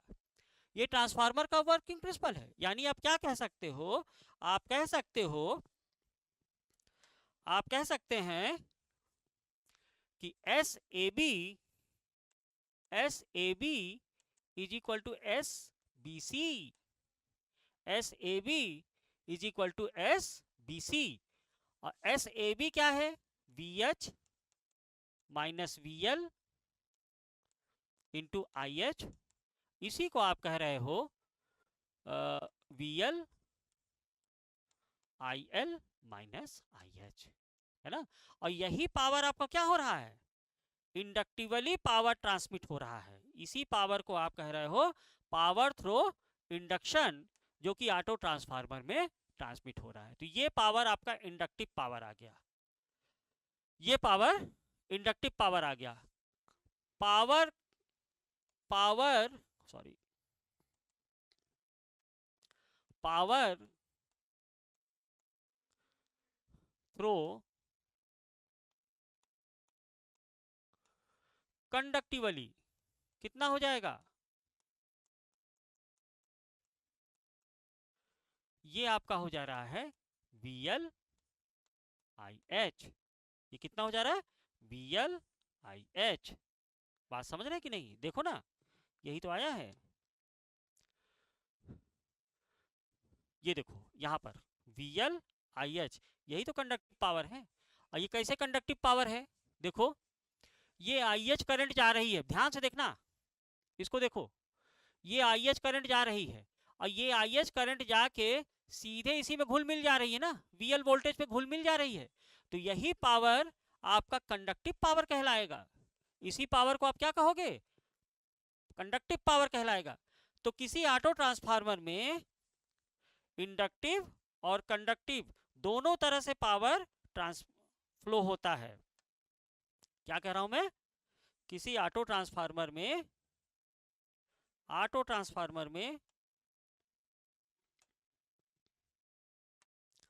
ऑटो ट्रांसफार्मर में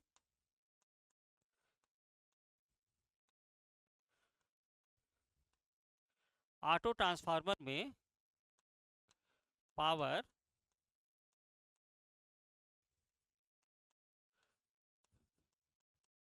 इंडक्टिवली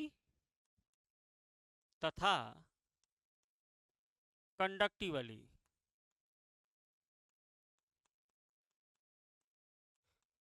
कंडक्टिवली दोनों प्रकार से होता है, दोनों प्रकार से होता है। तो इन दोनों पावर ट्रांसमिट का रेशियो कितना होगा, जरा वो भी देख लेते हैं। बहुत इंपॉर्टेंट रिलेशंस है ये। देखो S2 वाइंडिंग ट्रांसफार्मर कितना हो गया, ध्यान दीजिएगा, to winding transformer, to winding transformer कितना कह सकते हो आप, इसको कह सकते हो ना VH minus VL, VH minus VL into IH। अभी आपने निकाला SAB is equal to SBC, और इसको आप सर्किट से भी समझ सकते हैं।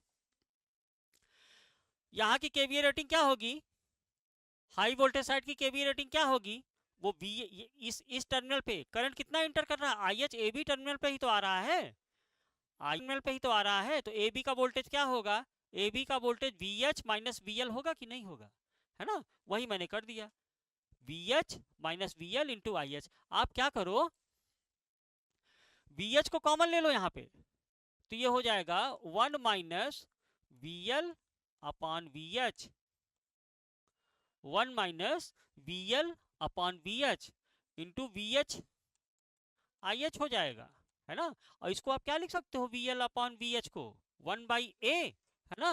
तो ये हो जाएगा 1 माइनस 1 अपॉन A, और VH IH को आप क्या लिख सकते हैं, S ऑटो, एस ऑटो, यानी कि आपके पास क्या मिल गया, इसको आप ऐसे भी तो लिख सकते हो, A minus one upon A minus one upon A S auto, है ना। तो फाइनली आपको क्या मिल जा रहा है, फाइनली आपको मिल जा रहा है S auto upon S two winding is equal to कितना हो जाएगा बोलो तो, ये हो जाएगा a upon A minus one, है ना। ये भी बहुत अच्छा, बहुत इंपॉर्टेंट फार्मूला है बेटा, है ना। और मैं कहूंगा कि आप इसको याद ना रखिएगा, अगर आपने ऑटो ट्रांसफार्मर की वर्किंग प्रिंसिपल अच्छे से समझा है, टू वाइंडिंग ट्रांसफार्मर से ऑटो ट्रांसफार्मर बनाना अच्छे से सीख लिया है, तो ये सब याद करने की जरूरत नहीं है। बात समझ रहे हैं आप, सीधे सर्किट कॉन्फ़िगरेशन में ये रिलेशन निकलेंगे। लेकिन अगर ये रिलेशन याद हो जाते हैं तो और अच्छी बात है ना। एक बात ध्यान देना, जरा यहाँ एक रिलेशन में आओ आप, कौन सा, क्या कह रहा हूं मैं, ये जो पावर है VLIH, ये कंडक्टिवली पावर है, और टोटल पावर कितना है, टोटल पावर कितना है, वो inductive power plus conductive power दोनों के बराबर है। तो VLIH कंडक्टिव पावर और टोटल पावर का अगर मैं रेशियो ले लूं, कंडक्टिव इसका अगर रेशियो ले लूं, तो VL अपॉन IH के बराबर ही तो आ रहा है, VL अपॉन VH के बराबर ही तो आ रहा है बेटा, नहीं आ रहा है। देखो ये हो जा रहा है, ये ना टोटल पावर कितना है, ध्यान दो, टोटल पावर है आपका VLIL, और पावर कंडक्टिव पावर कितना है VLIH है। तो कंडक्टिव पावर और टोटल पावर का अगर मैं रेशियो ले लूं, कंडक्टिव पावर और टोटल पावर का अगर मैं रेशियो ले लूं, तो वो IH अपॉन IL आ रहा है। इसी को मैं 1/A कह रहा हूं, और यही आपका कॉपर सेविंग है, यही आपका कॉपर सेविंग है। तो मतलब कहने का मतलब ये हुआ कि कंडक्टिवली पावर ट्रांसमिट कराने से आपकी बहुत ज़्यादा कॉपर सेविंग हो जाती है। कंडक्टिव पावर और टोटल पावर का रेशियो हमेशा 1/A के बराबर ही होगा, है ना। और एक चीज ध्यान रखना, क्या ध्यान रखोगे आप,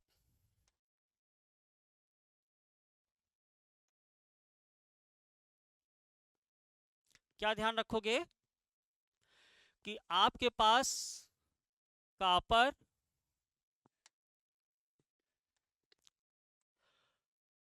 कॉपर ऑटो, है ना, कॉपर ऑटो अपॉन नहीं कॉपर ऑटो, हाँ ठीक है, copper auto upon copper two winding, इनका जो रेशियो आया था वो कितना आया था, 1-1/A, यानी ये आया था आपका A-1/A, ध्यान रखना।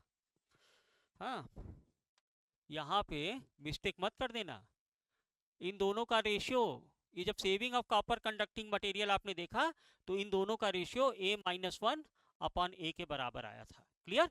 लेकिन पावर रेटिंग की जब बात आई, पावर रेटिंग की जब बात आई, तो आपके पास क्या आया, S auto upon S two winding transformer, ये इसका उल्टा आया बेटा, इसका रेसिप्रोकल आया, A/A-1, और ये केवल एडिटिव पोलैरिटी के लिए सत्य है, आगे न्यूमेरिकल जब मैं लगवाऊंगा तब आपको बताऊंगा इस चीज की सच्चाई, है ना।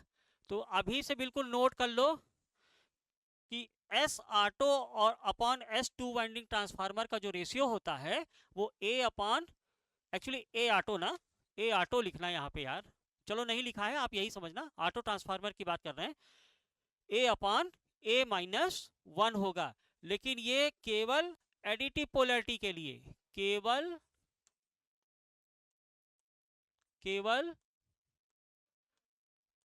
एडिटिव पोलैरिटी,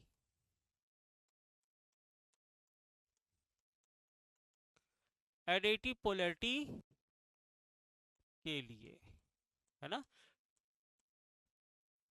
ऑटो ट्रांसफार्मर बनाने के 4 तरीके होते हैं, 2 एडिटिव पोलैरिटी के, 2 सब्ट्रैक्टिव पोलैरिटी के लिए।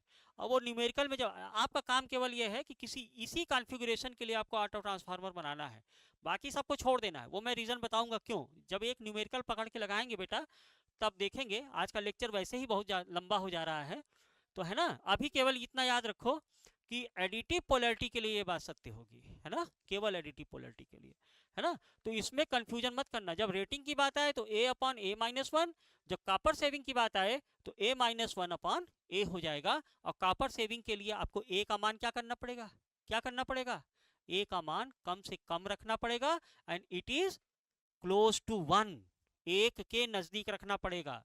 और एक बात ध्यान रखना कि जो A का मान होगा वो 2 से कम और 1 से ज्यादा, ये भी पूछ लेता है कभी कभी क्वेश्चन में, तो इसका भी ध्यान आप लोग रखेंगे। लेकिन क्लोज टू 1 होगा, क्लोज टू 1 होगा। तो यहां तक तो ऑटो ट्रांसफार्मर के मेन पॉइंट्स थे। बाकी जितना सिनारियो था मैंने सबको आपको एग्जाम पॉइंट ऑफ व्यू से सब बता दिया है। बाकी 3 फेस ऑटो ट्रांसफार्मर भी बनता है और इसका फेजर डायग्राम भी बनता है, वो कभी पूछा नहीं जाता, है ना। तो इतना ज्ञान नहीं लेना चाहिए कि जो ओवरडोज हो जाए, है ना। इतना एंटीबायोटिक ना खाओ कि अपने शरीर को ही नुकसान करने लगे, वो इतना सफिशियंट है बेटा, है ना। ऑटो ट्रांसफार्मर में इससे ज़्यादा नहीं पूछेगा।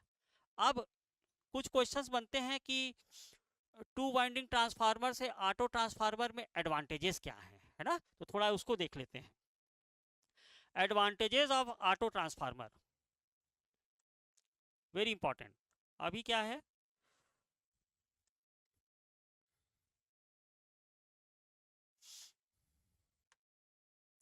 Advantages, advantages of auto transformer, auto transformer over two winding, over to winding transformer, over to winding transformer. क्या क्या एडवांटेजेस हो सकते हैं, एक तो कॉपर सेविंग हो गई, बिल्कुल सही बात है ना। देखो पहला जो पॉइंट आएगा,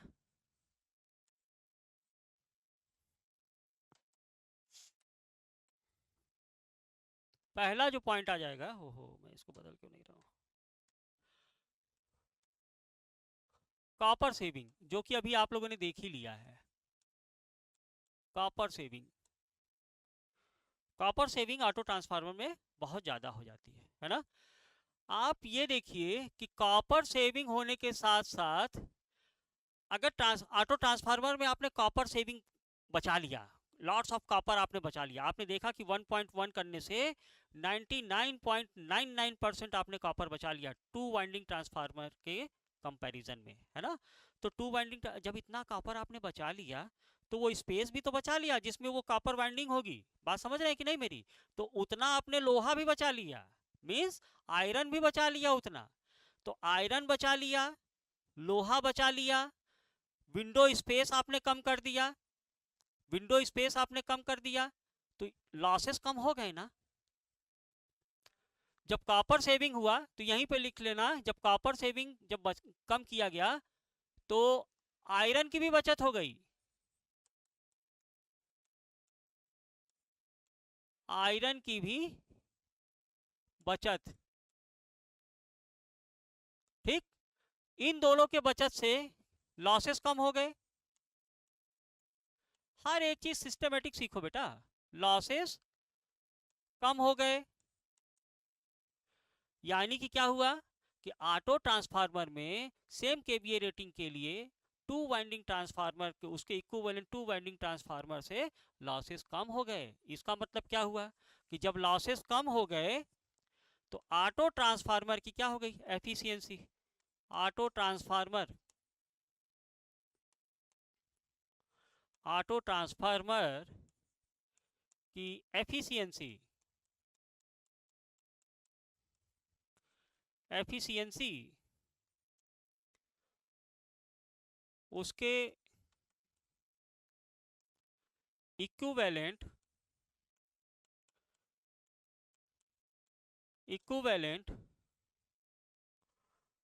to winding transformer two winding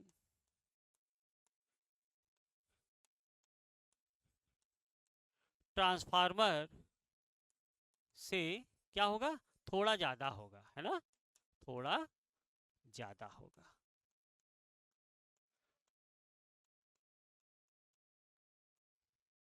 और एक बात सोचो, जब आपने आयरन पीस कम कर दिया, आयरन का पार्ट कम हो गया, तो विंडो स्पेस, जो विंडो की तरफ से रास्ता है, यानी जो उसका मैग्नेटिक पाथ है, उसमें फ्लक्स डिक्रीज कर गया ना। तो जब फ्लक्स डिक्रीज कर गया तो मैग्नेटाइजिंग करंट आपकी इंप्रूव हो गई। तो मैग्नेटाइजिंग करंट इंप्रूव होने की वजह से आपका क्या हो जाएगा, करंट आपका इंप्रूव कर रहा है, मतलब power factor to winding transformer से ऑटो ट्रांसफार्मर का अच्छा होता है ना, ये भी ध्यान रखना। क्या कहोगे, to auto transformer, auto transformer का power factor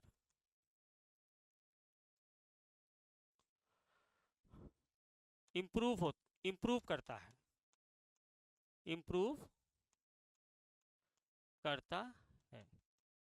what about Z per unit, total impedance क्या हो जाएगा, आयरन बच गया, कॉपर बच गया, टोटल इंपीडेंस कम हो जाएगा ना। तो इंपीडेंस के कम होने से क्या इफेक्ट आएगा, बताओ, वोल्टेज रेगुलेशन में बता चुका हूं बेटा। इंपीडेंस, टोटल इंपीडेंस यानी कि जेड की वैल्यू कम हो जाएगी। अब जेड की वैल्यू कम हो गई यानी आर घट गया, लीकेज घट गया बेटा, सबसे इंपॉर्टेंट। एक्सएल की वैल्यू कम हो जाएगी ना, और जब एक्सएल की वैल्यू कम हो जाएगी तो वोल्टेज रेगुलेशन कम होगा। टू वाइंडिंग ट्रांसफार्मर के कंपैरिजन में ऑटो ट्रांसफार्मर का वोल्टेज रेगुलेशन कम हो जाएगा, है ना। क्या लिखोगे आप, दैट इज टू वाइंडिंग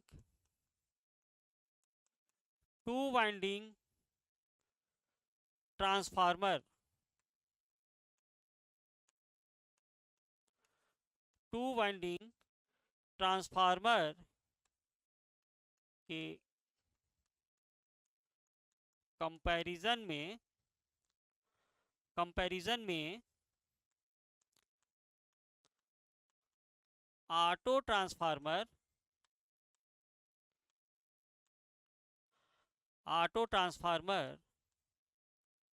में कम वोल्टेज रेगुलेशन होता है, कम वोल्टेज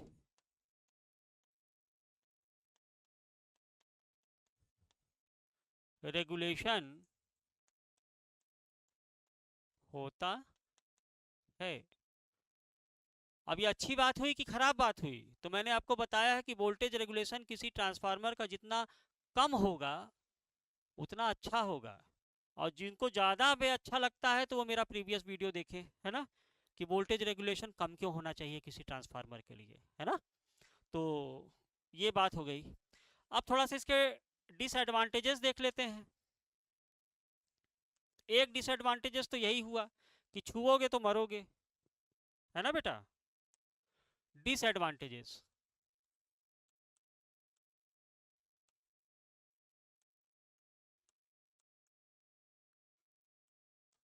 डिसएडवांटेजेस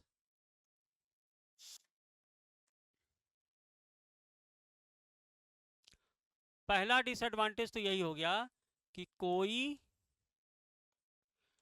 इलेक्ट्रिकल कोई इलेक्ट्रिकल आइसोलेशन नहीं होता है, आइसोलेशन नहीं होता है, ठीक। ये एक इसका डिसएडवांटेज माना जाता है। दूसरा डिसएडवांटेज आपको यहीं पे मिल जा रहा है, देखो वोल्टेज रेगुलेशन तो इम्प्रूव हो गया, लेकिन जेट जेट पर यूनिट आपका कम हो गया बेटा। जेट पर यूनिट आपका कम, this is jet per unit ना, जेट पर यूनिट आपका कम हो गया, उससे एक्स पर यूनिट कम हो गया, ये बात तो सही हुआ, वोल्टेज रेगुलेशन कम मिला।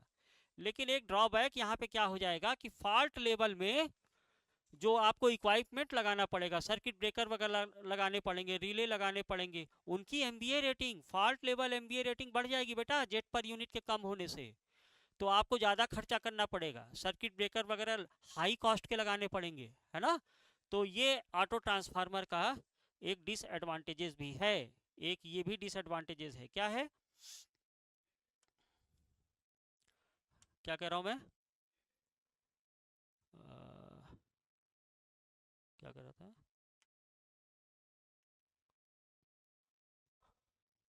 लिखिएगा यहाँ पे, since jet per unit is decreases, है ना,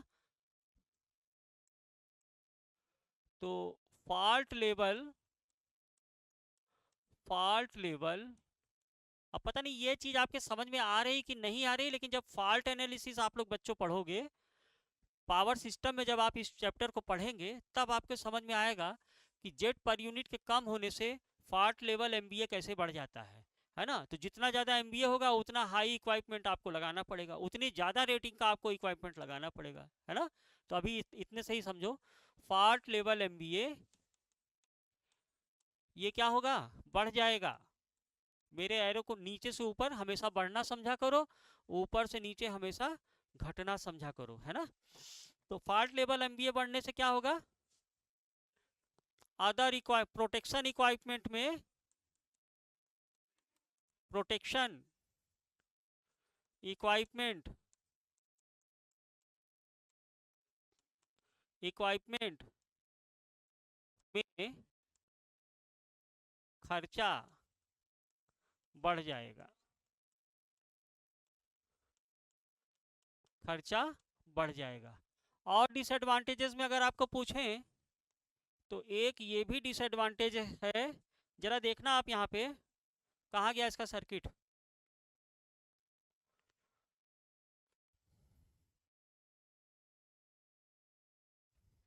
देखो जब ये अब इसमें कॉन्फ़िगरेशन तो नहीं लिखा, लेकिन थ्योरी पॉइंट ऑफ व्यू से अगर आप समझो कि ये हाई वोल्टेज साइड है, और जैसे ही आप इसको ऑटो ट्रांसफार्मर बना रहे हो तो यहाँ का वोल्टेज लेवल बढ़ जा रहा है ना, है ना। एक्चुअली करते क्या है कि जैसे टू वाइंडिंग ट्रांसफार्मर है, इसको मैं थोड़ा सा कैसे बताऊं, यहाँ देखो समझो, ये टू वाइंडिंग ट्रांसफार्मर है ना। तो ये इसकी इसकी जो सेकेंडरी वाइंडिंग है, मान लो ये ए बी है, ये ए बी है और ये सी डी है, ये न्यूमेरिकल से अच्छे समझ में आएगा, ध्यान देना। क्या करते हैं कि इस सेकेंडरी साइड के अनडॉटेड टर्मिनल को प्राइमरी साइड के डॉटेड टर्मिनल से जोड़ दिया जाता है, प्राइमरी साइड के सॉरी अनडॉटेड टर्मिनल से जोड़ दिया जाएगा। तो यहाँ का वोल्टेज इंक्रीज कर गया ना, डॉट डॉट अनडॉट फिर डॉट, तो यानी negative to positive, then negative to positive, overall voltage secondary side का बढ़ गया ना। तो ये जो कॉमन वाइंडिंग का इंसुलेशन लेवल है वो भी तो बढ़ जाना चाहिए। तो किसी ऑटो ट्रांसफार्मर की जो कॉमन वाइंडिंग होती है उसका इंसुलेशन बहुत स्ट्रांग रखना चाहिए बेटा, ये इसका एक ड्रॉबैक है ना। वही चीज मैं आपको समझाना चाह रहा था, देखो क्या कह रहा हूं,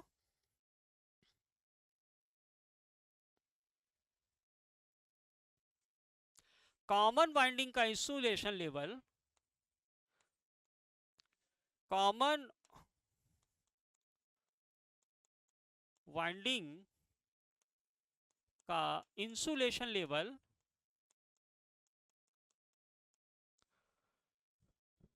इंसुलेशन लेवल हाई वोल्टेज के लिए, हाई वोल्टेज, हाई वोल्टेज के लिए तैयार करना चाहिए या रखना चाहिए, तैयार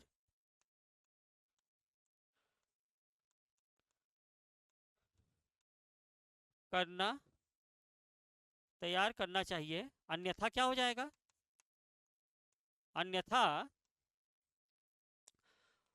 कॉमन वाइंडिंग,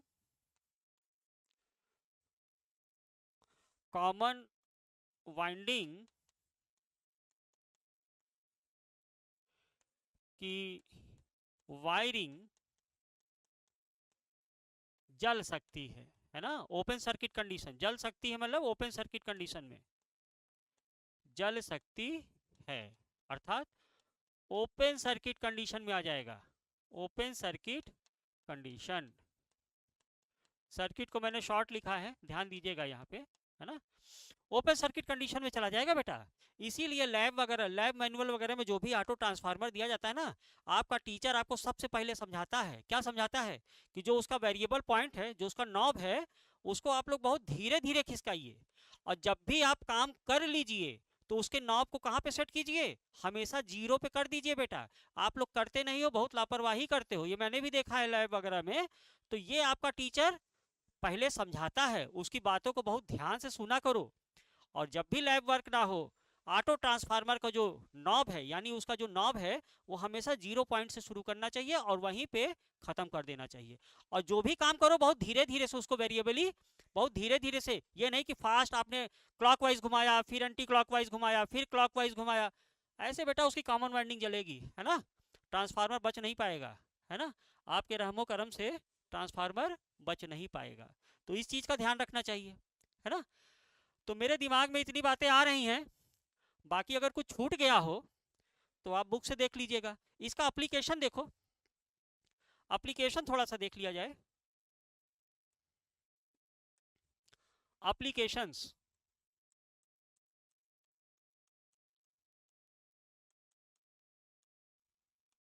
एप्लीकेशंस, अब एप्लीकेशंस में तो आपने देख ही लिया बेटा कि एक्चुअली क्या करते हैं कि ट्रांसमिशन या और खास तौर से ट्रांसमिशन सिस्टम में जहाँ पे 2:1 का वोल्टेज होता है ना, तो उसको सप्लाई देने के लिए हम लोग ऑटो ट्रांसफार्मर लगा देते हैं। हालांकि रिस्क है, 2:1 मतलब मान लो 765 से आपको 400 केबी में ट्रांसमिट कराना है, या 220 से 115 लाना है ना, या जो भी आपका डिस्ट्रीब्यूशन सिस्टम में जो वोल्टेज चल रहा है ना, आपका डिस्ट्रीब्यूशन सिस्टम में क्या हो रहा है, 400 से 230 वोल्टेज लाना है, ऑटो ट्रांसफार्मर लगा दो। ऑटो ट्रांसफार्मर 2:1 ज्यादा रेशो नहीं है ना, तो ए का मतलब क्या है, ए का वैल्यू जो है नियरली क्लोज टू 1 है, तो नियरली क्लोज टू 1 है, तो आप वहां पे 2 वाइंडिंग ट्रांसफार्मर की जगह पे ऑटो ट्रांसफार्मर भी लगा सकते हैं। तो ऑटो ट्रांसफार्मर से क्या हो जाएगा, उस वोल्टेज लेवल पे वोल्टेज आपको मिलने लगेगा। लेकिन दिक्कत वही है कि छुइएगा तो मरिएगा, है ना, डेंजर जोन में आप चले जाओगे, खतरा थोड़ा सा बढ़ जाएगा, है ना। तो कहने का मतलब ऑटो ट्रांसफार्मर कहाँ लगाया जा सकता है, पहला एप्लीकेशन तो वही हो गया कि auto transformer, auto transformer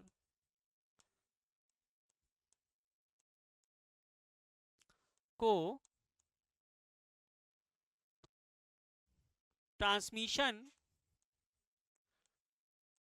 transmission और डिस्ट्रीब्यूशन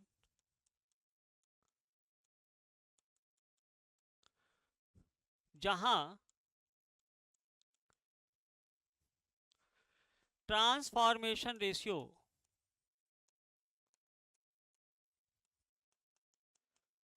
ट्रांसफॉर्मेशन रेशियो लगभग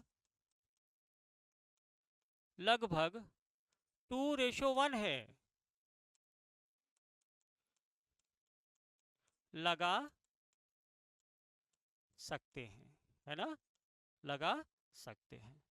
दूसरा इसका एप्लीकेशन क्या है, एज ए बूस्टर इसका यूज किया जाता है बेटा,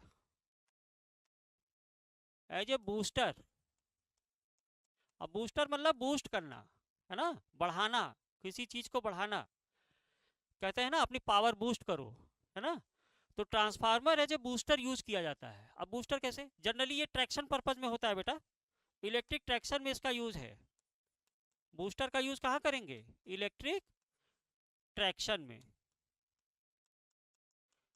अब जैसे मान लीजिए कि आप जो इलेक्ट्रिसिटी सप्लाई की जाती है ना, इलेक्ट्रिक लाइन को इलेक्ट्रिक ट्रैक्शन में 25 kVA 25,000 वोल्ट की सप्लाई दिया जाता है, ध्यान रखना ये भी क्वेश्चन बनता है।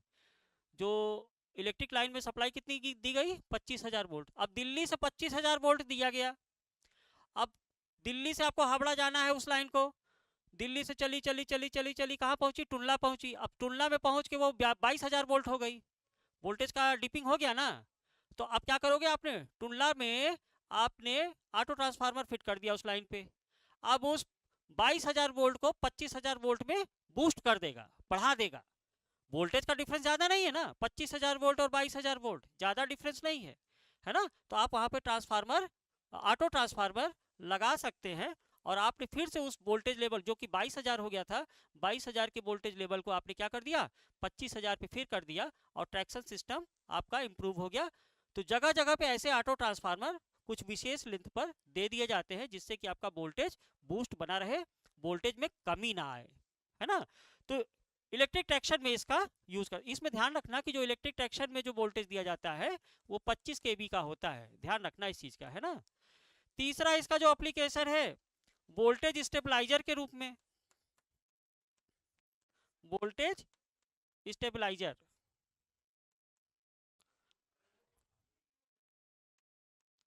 वोल्टेज स्टेबलाइजर मतलब वोल्टेज को कांस्टेंट, उसकी मेंटिलिटी को सॉरी उसकी कांस्टेंट एबिलिटी को मेंटेन कराने के लिए, इसी को वोल्टेज स्टेबलाइजर बोलते हो ना।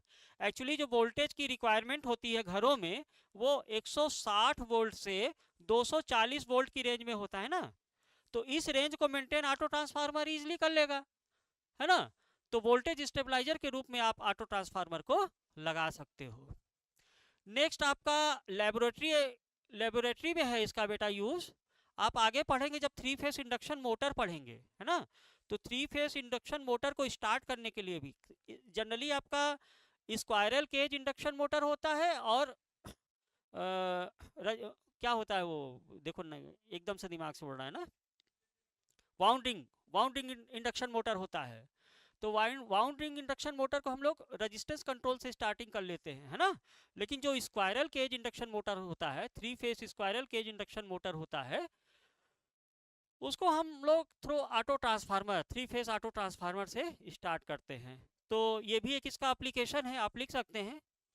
ये हम लोग 3 फेस इंडक्शन मोटर जब पढ़ेंगे तब देखेंगे इसको, कि इसका 3 phase squirrel cage induction motor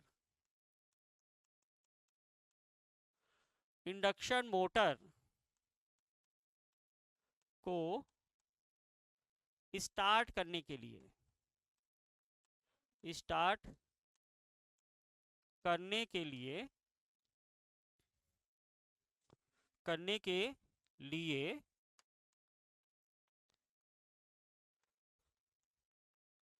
auto transformer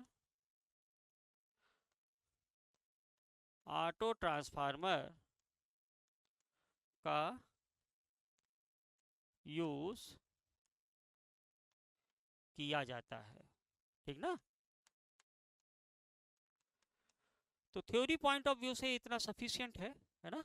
आप लोगों को लगभग मैंने सारी बात, सारे एप्लीकेशंस ऑटो ट्रांसफार्मर के बता दिए। हाँ, 3 फेज ऑटो ट्रांसफार्मर और इसका phasor diagram exam point of view में आपके सिलेबस में भी नहीं है बेटा, और वो क्वेश्चन आएगा भी नहीं, है ना। तो लैब मैनुअल से आपने इसका थ्योरी पढ़ा, इसको अच्छे से जानकारी लेना, और जब भी, मैं तो कहता हूँ कि लैब में ज़रूर जाया करो बेटा, और लैब में जाके कम से कम इंस्ट्रूमेंट देखो, उसकी क्रिया विधि देखो, है ना। अब देख रहा हूँ कि प्रैक्टिकल तो ज़्यादा कराया नहीं जाता है, और बच्चे प्रैक्टिकल कर भी नहीं रहे हैं, हालांकि करना चाहिए, है ना। तो सर जितना बता दें, जितना आपके यहाँ सीमित रिसोर्सेज या अच्छा माहौल है, प्रैक्टिकल ज़रूर करो बेटा, तब ये और अच्छे से समझ में आएगा, है ना। तो 3 फेज, अभी तो मैंने 3 फेज ट्रांसफार्मर आपको पढ़ाया भी नहीं है ना। तो नेक्स्ट लेक्चर में एक इसका जैसे अभी मैंने बताया ना कि एडिटिव पोलैरिटी से इसको कनेक्ट कराया जाता है, तो 2 वाइंडिंग ट्रांसफार्मर से ऑटो ट्रांसफार्मर हम लोग बनाना सीखेंगे एक न्यूमेरिकल से, है ना। तो एक न्यूमेरिकल कर लिया जाएगा इसका, जिससे कि और बेटर अंडरस्टैंडिंग हो जाए, और उसके सारे पैरामीटर्स निकालते हैं और उसके सारे कनेक्शन देखेंगे कि कैसे कनेक्शन इसमें करना होगा। तो एक लेक्चर उसका बना लेते हैं जिससे कि और सही समझ में आ जाएगा। उसके बाद 3 फेज ट्रांसफार्मर, उसका कनेक्शन हम आपको बताएंगे, है ना, आपके सिलेबस में है। तो ठीक है, आज के लिए इतना ही, है ना। धन्यवाद।